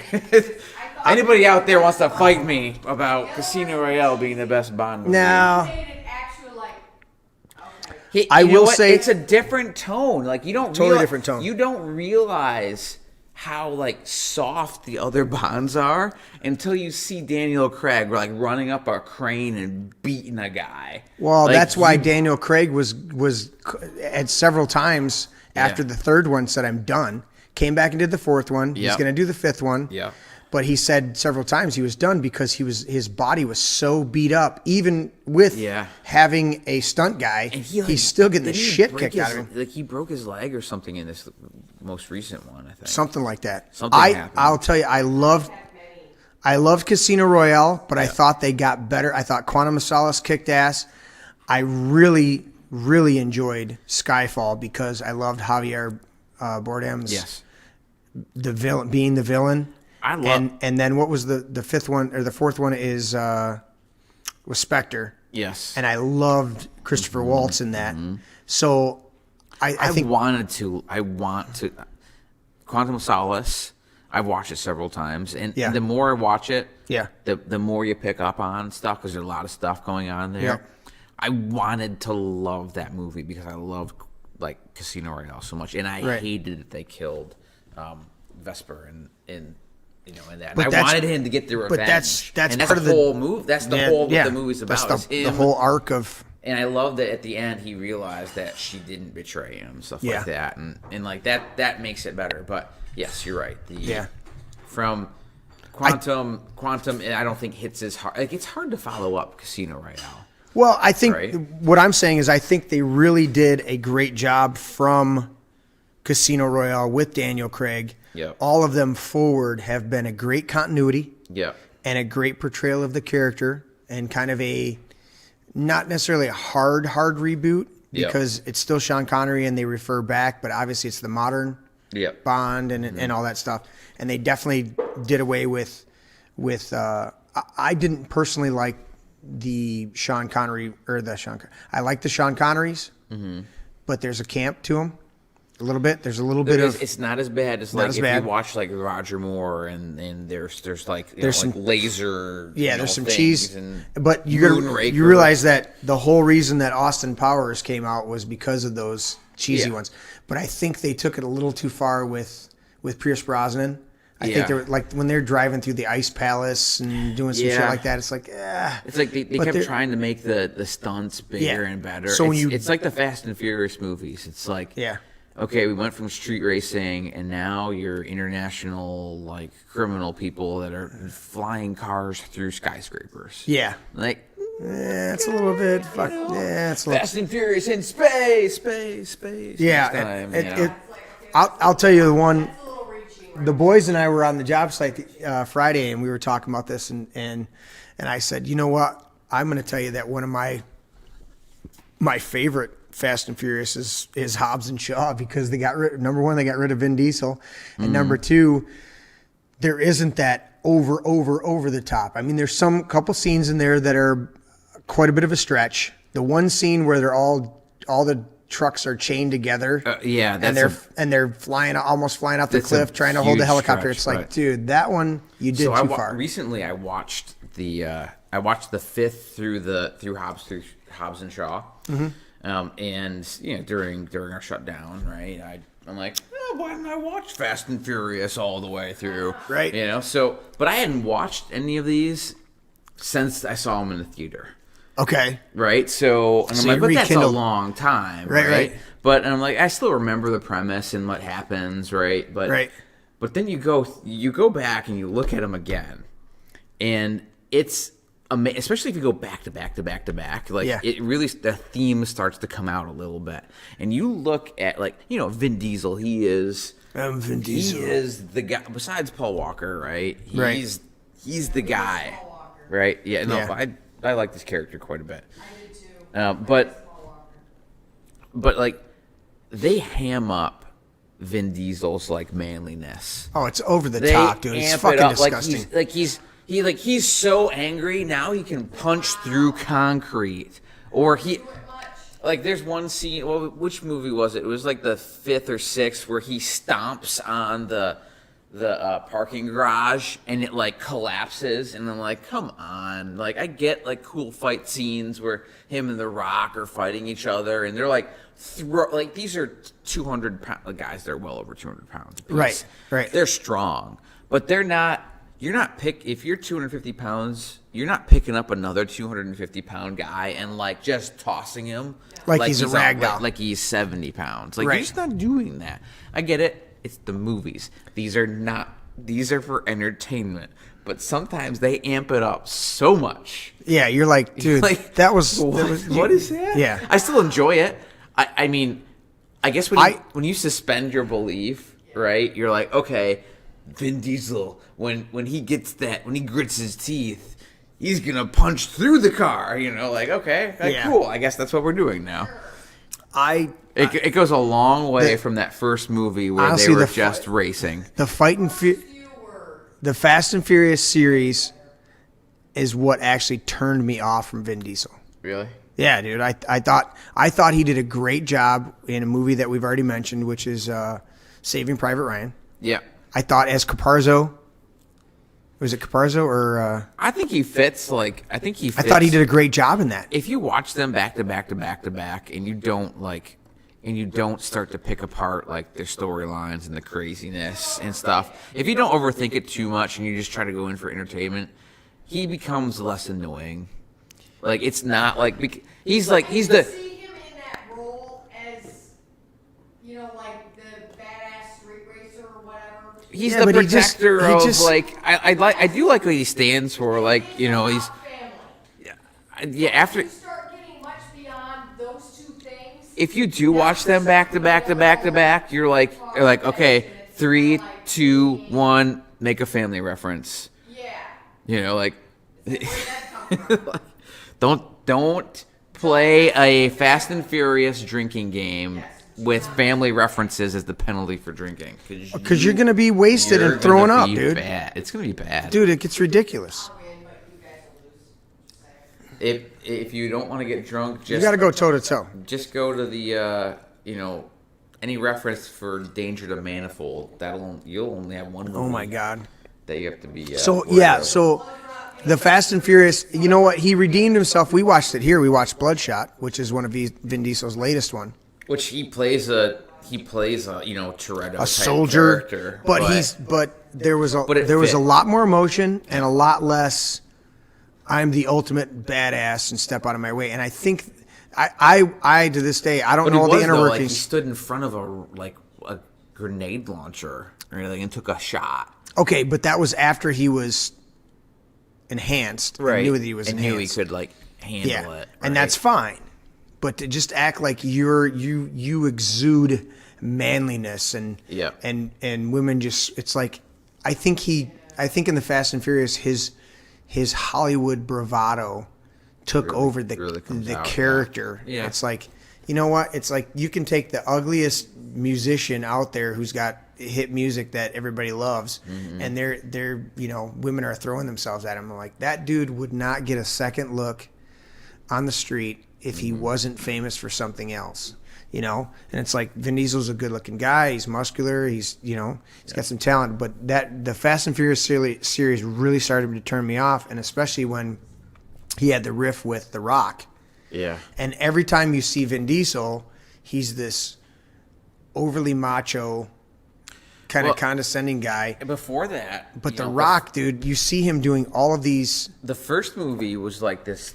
It was a big hit because like you had a bunch of kids that went in there, and they're in the the riced out import scene time where like that just Right. hit at the right moment, right? Right. And you're like, oh wow, this is a street racing movie. Like that's so cool. And you watch it a couple more times, Yeah. and you realize they have no idea what they're talking about in terms of actual street racing, right? Right. But it's like, okay, it's a movie, whatever. But it was very low And budget. Everybody made fun of it because they're like, it's not accurate at all. I mean, what are the numbers? They but it made a ton of money. it made a ton of money according to its budget. Then the second one, They made upped the a bunch- budget. and they made It a made bunch more of, money. They made more money. Then they went They to upped the Tokyo budget. Drift, Which was trying to get because that was totally different. Vin They Diesel had- had some stuff going, and of course Paul Walker didn't even want to show up. right. So Wasn't in it. So like you're at this point where like then the fourth movie like was just Paul Walker and Michelle Rodriguez.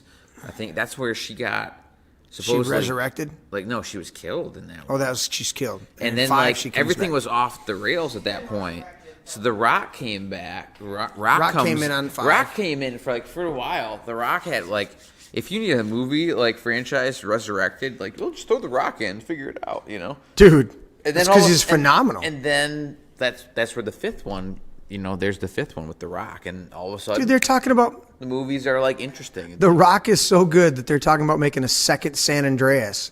How the fuck do you have a second earthquake with him in the second scenario? I'm like, but they're gonna try to do it. I mean, he goes in and Have you ever seen the size of that fault? oh, stop. It's freaking gigantic. You're way over there. Your microphone's over here at the computer. No, he goes. What he has to go to like what Yellowstone or something where that giant volcano is going to be at or something. Yeah. So What about Chronicles of Riddick? I like the first one. Was it Pitch Black? Pitch Black. That one was cool. I Then thought- it got weird after He had that. a totally different character. He had a different I liked him in that movie. almost personality. I thought the Chronicles. Almost like a protector. Well, see, they got him back in the Fast and the Furious because he's like, okay, I want I'll creative go- control. I'll go back to Fast and Furious if you let me do Pitch Black and like in the like 3 other movies that they did. Right. They gave him He wanted creative control of Yeah. those I think movies. there's 3 of those. I think 3 or 4. Yeah. It was Chronicles of Riddick, Pitch Black, and Chronicles of I don't Pitch know, Black look was first, and then it was Chronicles of Riddick, and then right. there was And like then there was a third or a fourth one. definitely a third. I don't know about a fourth. Yeah. But those- Anyways, yeah. so some of your go-to movies. Ooh, you know what? I really like the Star Trek reboot. Okay. movies, Too. Oh, ditto. Yeah, those are good Now too. I like that. Way up. I like that as well as I will just do the. I don't like the motion picture. Right, but 2 through 2, 3, three. 4. No, skip 5. skip 5 and Yep. do 6. Yeah, I agree with you. The Star original Trek. cast, Original Star cast. Trek movies. I think Wrath of Khan, the original Wrath of Khan, Yep. Voyage- Search for Spock. Search for Spock, Voyage Home. Voyage Home. And then you skip the the fifth shit one one. with God. Do you know why that? Which is do you know, not God. Do you know why that?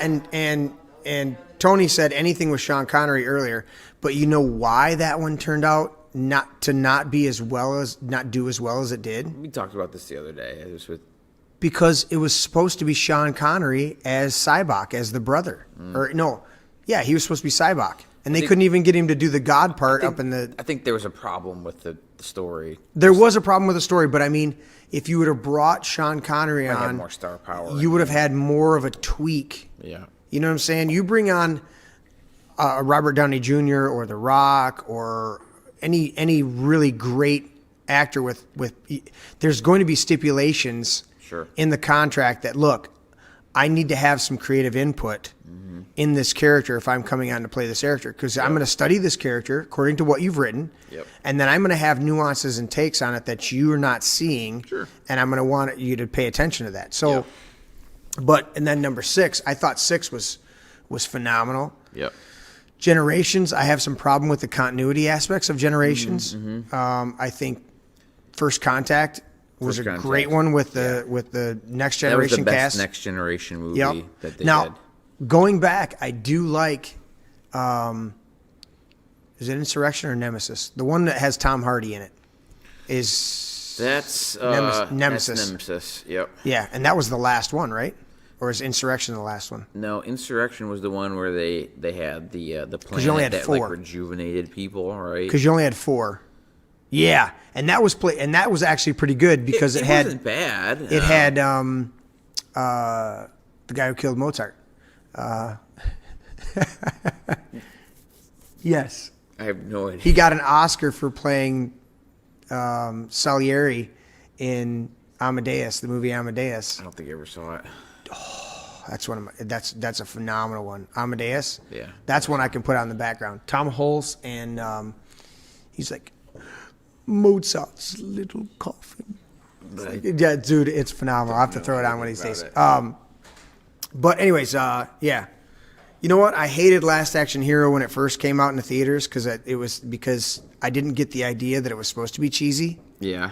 When you're watching it, and then you realize this was supposed to be cheesy, and now Tony just punched in Last Action Hero, and I'm like, yeah, actually I do enjoy that. Tropic Thunder is one of my absolute favorite comedies of all time. Yeah. And everybody who doesn't like it can suck it because it's hilarious. Fucking dude, everything that they do in that movie is just like, I want you to fucking hit him in the face. Too many bad memories about that movie. Why? Just not something I want to talk about now. You need some therapy on it, huh? Yeah. You know what? When I first saw it, I did love it. That was like one of those go-to comedies. And then you're hanging out with that chick. I'm hanging out with this girl, and she starts talking about something, references something that like happened when she's watching that movie, and I can't like. And Downey Jr. I can't even look. I can't even like. Yeah. I hear it. You said Tropic Thunder, and I wanted to walk out. Oh, I wanted to leave. I wanted to leave. I didn't want to be on this podcast Tony just anymore. texted and said you never go full retard. So I mean, right. Never go full retard. Yeah, I can't even. And Robert Downey Jr. when he was on Joe Rogan, he said you can't do that movie now. You could never get away with doing that movie. Him just doing blackface, just and like stuff. Steve Carell in The Office. They can't.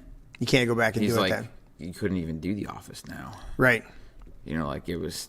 Which comedy has to transcend. Comedy has to transcend it, dude. Everything. It does. It absolutely does. It's supposed to make you laugh. It's supposed to be about things that are like. I had sensitive. F is for family on the big screen when you walked in, and you're like, I'd never seen this, and you were laughing. I was like, I shut it off at the last minute before we started to go live because we were all laughing at the shit that's going on, and I'm like, I didn't think I would like it, but I'm like, now I'm a little bit binge watching when I get a chance out here, and I'm like, I'm like halfway through, whatever the 4th or 5th season. Yeah. But yeah, so.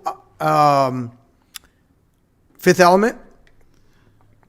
You never got into that one. I never got into it. Me and Tony have been. I understand. There's a huge. Dig that one. I got a lot of friends that, like you in particular, that they love that movie, and I've never really understood the appeal. Yeah, never. Like I've watched it several times, and I'm like, all right. You just don't get the. No, I just don't. Well, for me, part of it was the height of not to say the height, not that he crashed after that, but it was at a time when Bruce Willis was on top. I mean, really, really on top. Okay. Mila came out. Luc Besson, we love Luc Besson. And I mean, he did the Taken series. He did Leon the Professional. He did. Sure. In fact, you watch Leon the Professional and then Fifth Element, and you get that, and Point of No Return with Bridget Fonda, Gabriel Byrne, and who's the other guy? But it's in that era, and it's like this departure from the more it's serious and everything in it's set up right, but it's a departure from the overly serious sci-fi movies. Okay. I mean, I absolutely love that Gary Oldman's got to go and try and shut the bomb off, and then oh shit, and then the whole thing blows up, and then and everything is like they got to light a match to do save the world, and it's like Chris Tucker when fucking I watched it, hilarious, dude. I remember like my first impression was probably in a time where I probably wouldn't have appreciated it. Yeah, and that could be it. A long time ago, but. Right. It's just one of those movies where it to me it has the elements that you can just it's one of those ones I pop in the background. Yeah. I can pop in if we go over the shelf, I can just start pulling off ones that go, yeah, I'll pop this one in periodically. I'll pop this, but they're definitely like this narrow band of go-to movies. Like I said, Empire Strikes Back, but I'll also love the latest three. Now I do think that they kind of fucked up The Last Jedi, and they tried to redeem it because they let another director in. And we'll get into that on another show. Tony, get his ass down here. He says Valerian kicks ass because he'd never seen it, and I showed him Valerian, which is the newest Luc Besson sci-fi one. Okay. And Valerian and the Planet of 1,000 or 1,000 Planets or whatever it is. Yeah, I watched that. Yeah. I think that movie for me, well, number one, it didn't do well in the box office. I don't think most movies to me don't do well in box office because they don't advertise them well. And they don't get good traction. But also if the story, if one of the few elements are off, I think most of the casting did really well. But I don't like the main male character. Okay. I think he's too. When you look at him, he's not a Bruce Willis or a Vin Diesel or a leading Rock type of character, and he's supposed to be this guy that's done all these missions and he's a captain and he's got all this shit going on. Yeah. And yet he looks like a scrawny little kid that you and I could just knock out with a punch. And I go, this is supposed to be my hero for this movie, and I just it doesn't feel like. Where the chick, she's the chick. I mean, she's basically got to be good looking and have and intelligent. Yeah. You know what I'm saying? We're not expecting her to beat the fuck out of everybody. She pulled that off really well. You know what I'm saying? But the kid, I just don't see the. She did. She was very good looking. Yes. Yeah. She worked. She did her job. Yes. What's he say? Cara Delevingne was a total badass. Yeah. So I just don't see the. Sure. Yes, she did great. Yep. Matter proofs. So that was my. When you said the movie, it took me a second, and I'm like, oh yeah, the one with the girl. Yeah. Right. So another one that I mentioned this, but another one that I can throw in the background and just let play is Thor Ragnarok. Yeah. You can just throw that on in the background, dude, and let it play and enjoy it. If you're really out here for a while, I can throw in, the Avengers series like you talked about, or even any one of the Iron Mans. But Thor Ragnarok, Jazzy comes over when Jaz and William come over. It's that Thor Ragnarok. What's the other one she likes? She loves Thor Ragnarok. There's another one over there on the shelf, and it'll come to me in a minute. Or she brings her animes. Oh, yeah. And she'll throw her animes on, her anime series. Tony said that one. Thor Ragnarok, Wolf of Wall Street, Flight of the Navigator, Avengers Endgame, Fifth Element. Yep. And then Tommy Boy, And he mentioned, stuff with Philip Seymour Hoffman. I don't like everything that Philip Seymour Hoffman has done, but I think Philip Seymour Hoffman was a phenomenal actor. Yeah. Big Lebowski, you can throw that on. Yeah. I was in here last month and just threw on Pulp Fiction. Mm-hmm. I hadn't seen it in a while, and I didn't sit down and watch it. I was doing shit, but I threw that on. And you got to gauge it when I got to gauge it when the kids are here, what ones I can throw on. Sure. You don't throw Fury or Pulp Fiction on when the kids are necessarily here. You throw on something. Yeah, definitely. That's one of the things I can go with the Star Wars ones. Yeah. Or some of the other ones that are that I'm going to enjoy in the background, but at the same time, it's not going to be, I affect them enough as it is without the movies fucking them up as well. So anyways, that's any other thoughts on it? So we went over the comedies, we went over the war ones, we went over some of the action ones. Yeah. There's a ton of movies out there, and there's some really good ones. But we've watched a ton out here. Are we looking forward to any future movies that are going to be? You know what? There's out, right now we're dry. I've gotten the last few that came out on video. A lot of movies have been kind of put off until like people feel good about getting back into a movie theater again. Well, and I just saw this, not to go down this road too much before we end the show, but I just saw this fucking MCA or MAC, was it American Movie AMC Cinemas? Yeah, AMC. Yeah. They came out, I guess, yesterday or the day before, and they said, come to the movies, right? Yeah. And they come out within 24 hours and are like, and you got to wear a fucking mask. You're required to wear a mask. And it's like, I will not go to your theater. Right. I will not wear a mask. I'm not. It's a fucking chain link fence to keep out mosquitoes. It does not work. Yeah. It doesn't have any merit. The CDC themselves have gone back and forth on the. How are you supposed to eat popcorn when you're wearing a mask? It's fucking ridiculous. You gotta cut a hole. You know what you gotta do? You cut a hole in that. Convenient popcorn.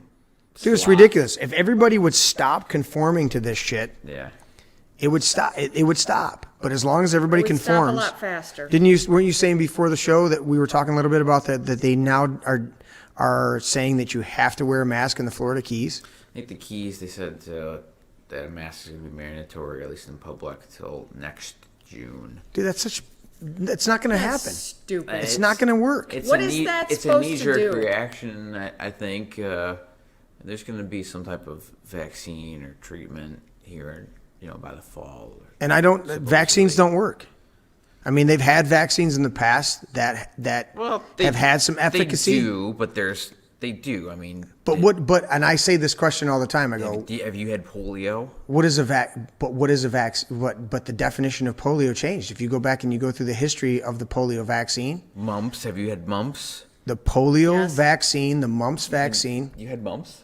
Well, no. But right, because you got the vaccine. Yes. Is that true though? Yes. Well, I had. That's the sole reason. I had the measles. That's what I had. Now we could go to the board up here and pull out the false cause, where you presume that the real or perceived relationship between things means that one caused the other. Not so much. No. We can go down that road another day, because here's the thing. But here's the fundamental thing. It's like these things are like basically wiped out, and be like, yeah, but the definition shit. No, it's gone. How long? Look really? up all of a sudden they're back. No, they're back. Really? No. Because you're anti-vaxxers now, and they're like, well, it said this, and I don't really know what I'm talking about, but I'm not going to have Junior do that. Now, do I agree with all vaccines? No, there's like 800 that kids get now, but I think some of the ones that. But if you protest, then you're labeled what you just said. If you protest any of them, there are some that are a little bit more suspect, but there are other ones that really did affect the world in a positive way. To a certain extent, according to what we're told. And here's the thing: I understand the premise of a vaccine, and I do believe that there have been some that have had a positive effect. Yeah. But the purpose of a vaccine is not what they proclaim. They proclaim that a vaccine itself protects you. They don't explain to people that a vaccine only stimulates your own immune system. Right, to understand what it is so it can attack. Correct, that. but that's not what they're proclaiming nowadays. They're proclaiming that the vaccine itself is the cure or protectant, instead of saying that you need first and foremost a healthy immunity through nutrition and good living. Take care of yourself, yes. But they're not saying that. They're saying that Fauci stands up there and says, the only way to fix this is vaccine. Oh, I mean, so taking vitamin C and doing all these other healthy things, they're not going to help?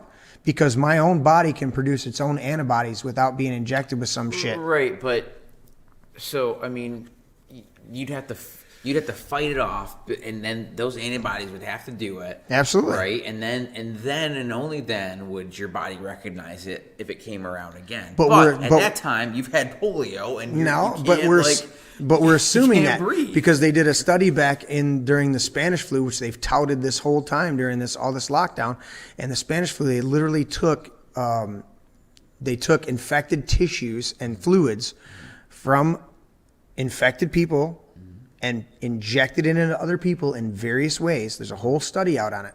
And nobody got sick from the infected fluids and materials.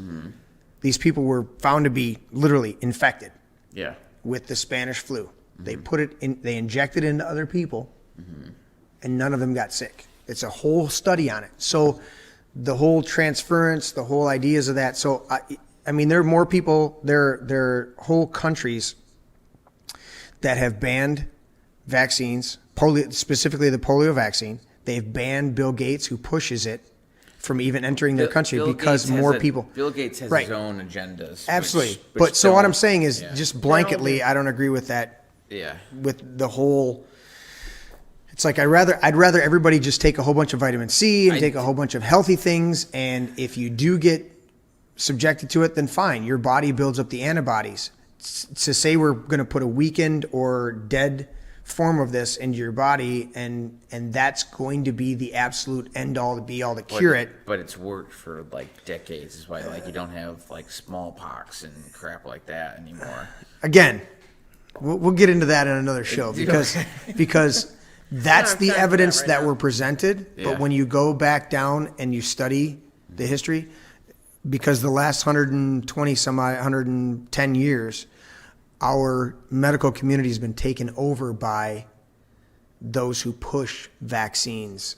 And there's an additional, there's dozens of vaccines you get as a kid now, which you there's don't 75. Really, yeah, there's almost 100. It's ridiculous. So while I agree with the main really crazy ones, there's still something in me that's like, okay, what are these other ones? I kind of want to know more about that before I would put them into a kid that I had. Exactly. But if you say that, you're going to be labeled an anti-vaxxer. I still believe in vaccines, but I want to know why. There is a correlation between some of these new vaccines and some other then maybe illnesses these kids we'll set this up for another show, because we'll go down and we'll go, all right, where did polio come from? Mm-hmm. What was it actually caused?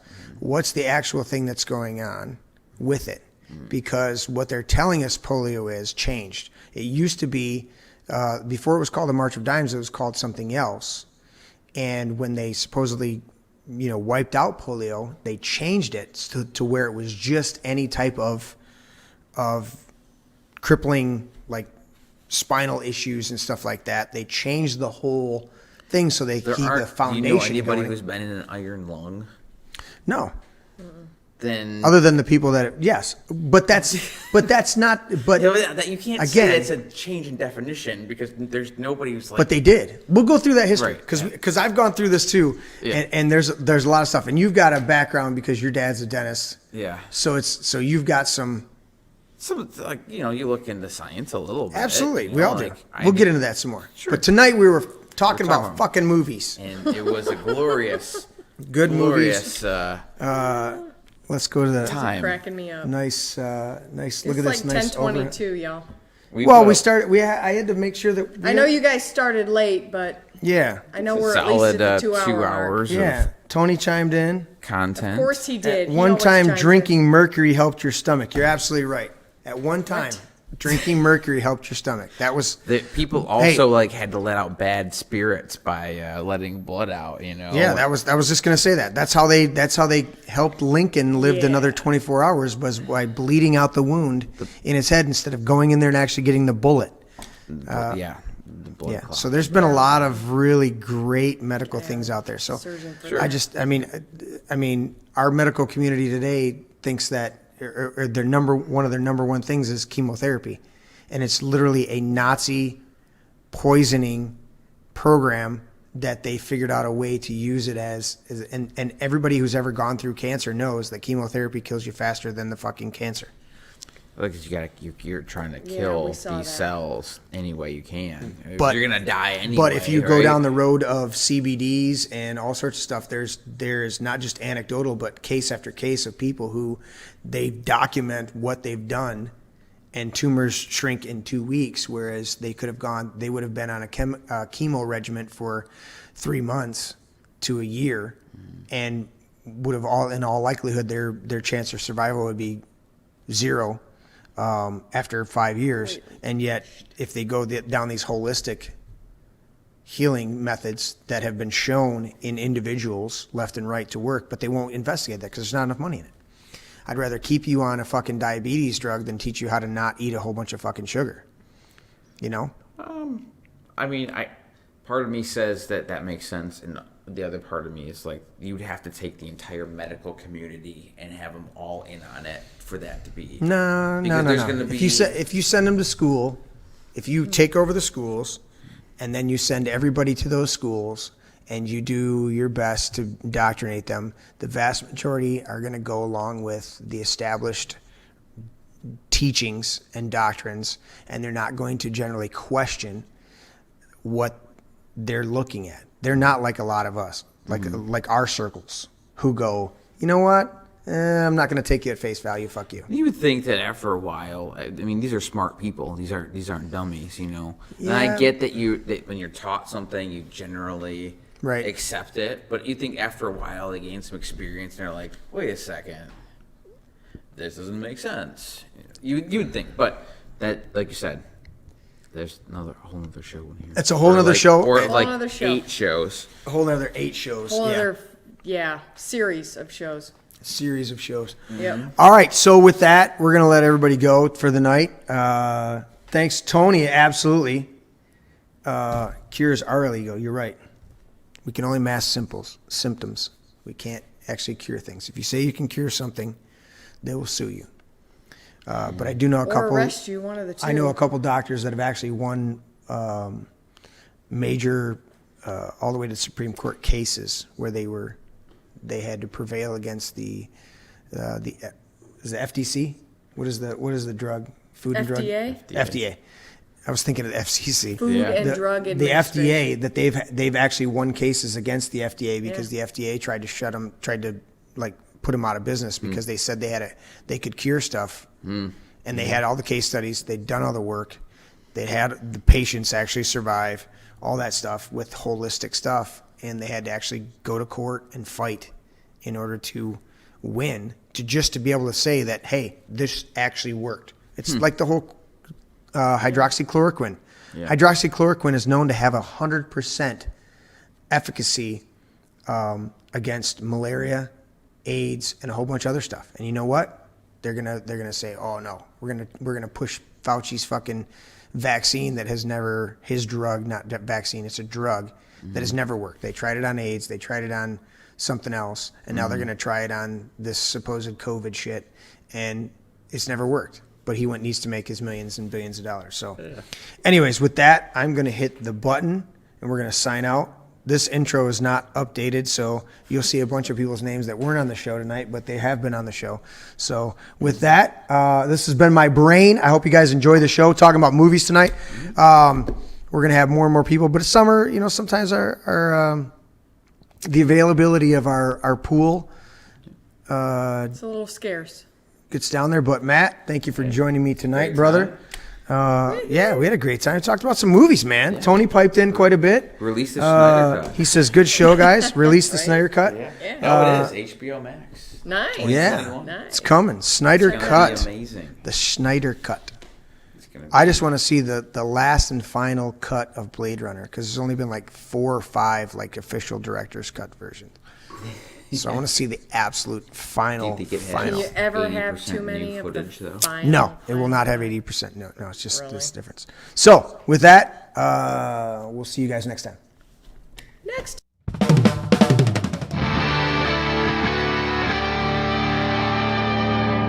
This is my brain. Dad, that's an egg. Yeah, that's an egg. Honey, Dude, that's an egg. seriously. Yeah. That's an egg. It's a metaphor. Yeah, but that's an egg. That's an egg. All right, Jeremy, I hate to break it to you, that's an egg. I know my brain is not actually an egg, okay? It's a metaphor. Metaphor or not, that's not your brain. It's just an egg. Una cerveza para mí. My egg is my brain. It's still an egg. Can I at least have some bacon, maybe some sausage with that egg, though? Oh, I want some bacon. I don't know, man. I'm not good at this shit. I want crepes. Can I Okay. have some bacon and pancakes with that egg? I'll take it with scrambled eggs and cheese.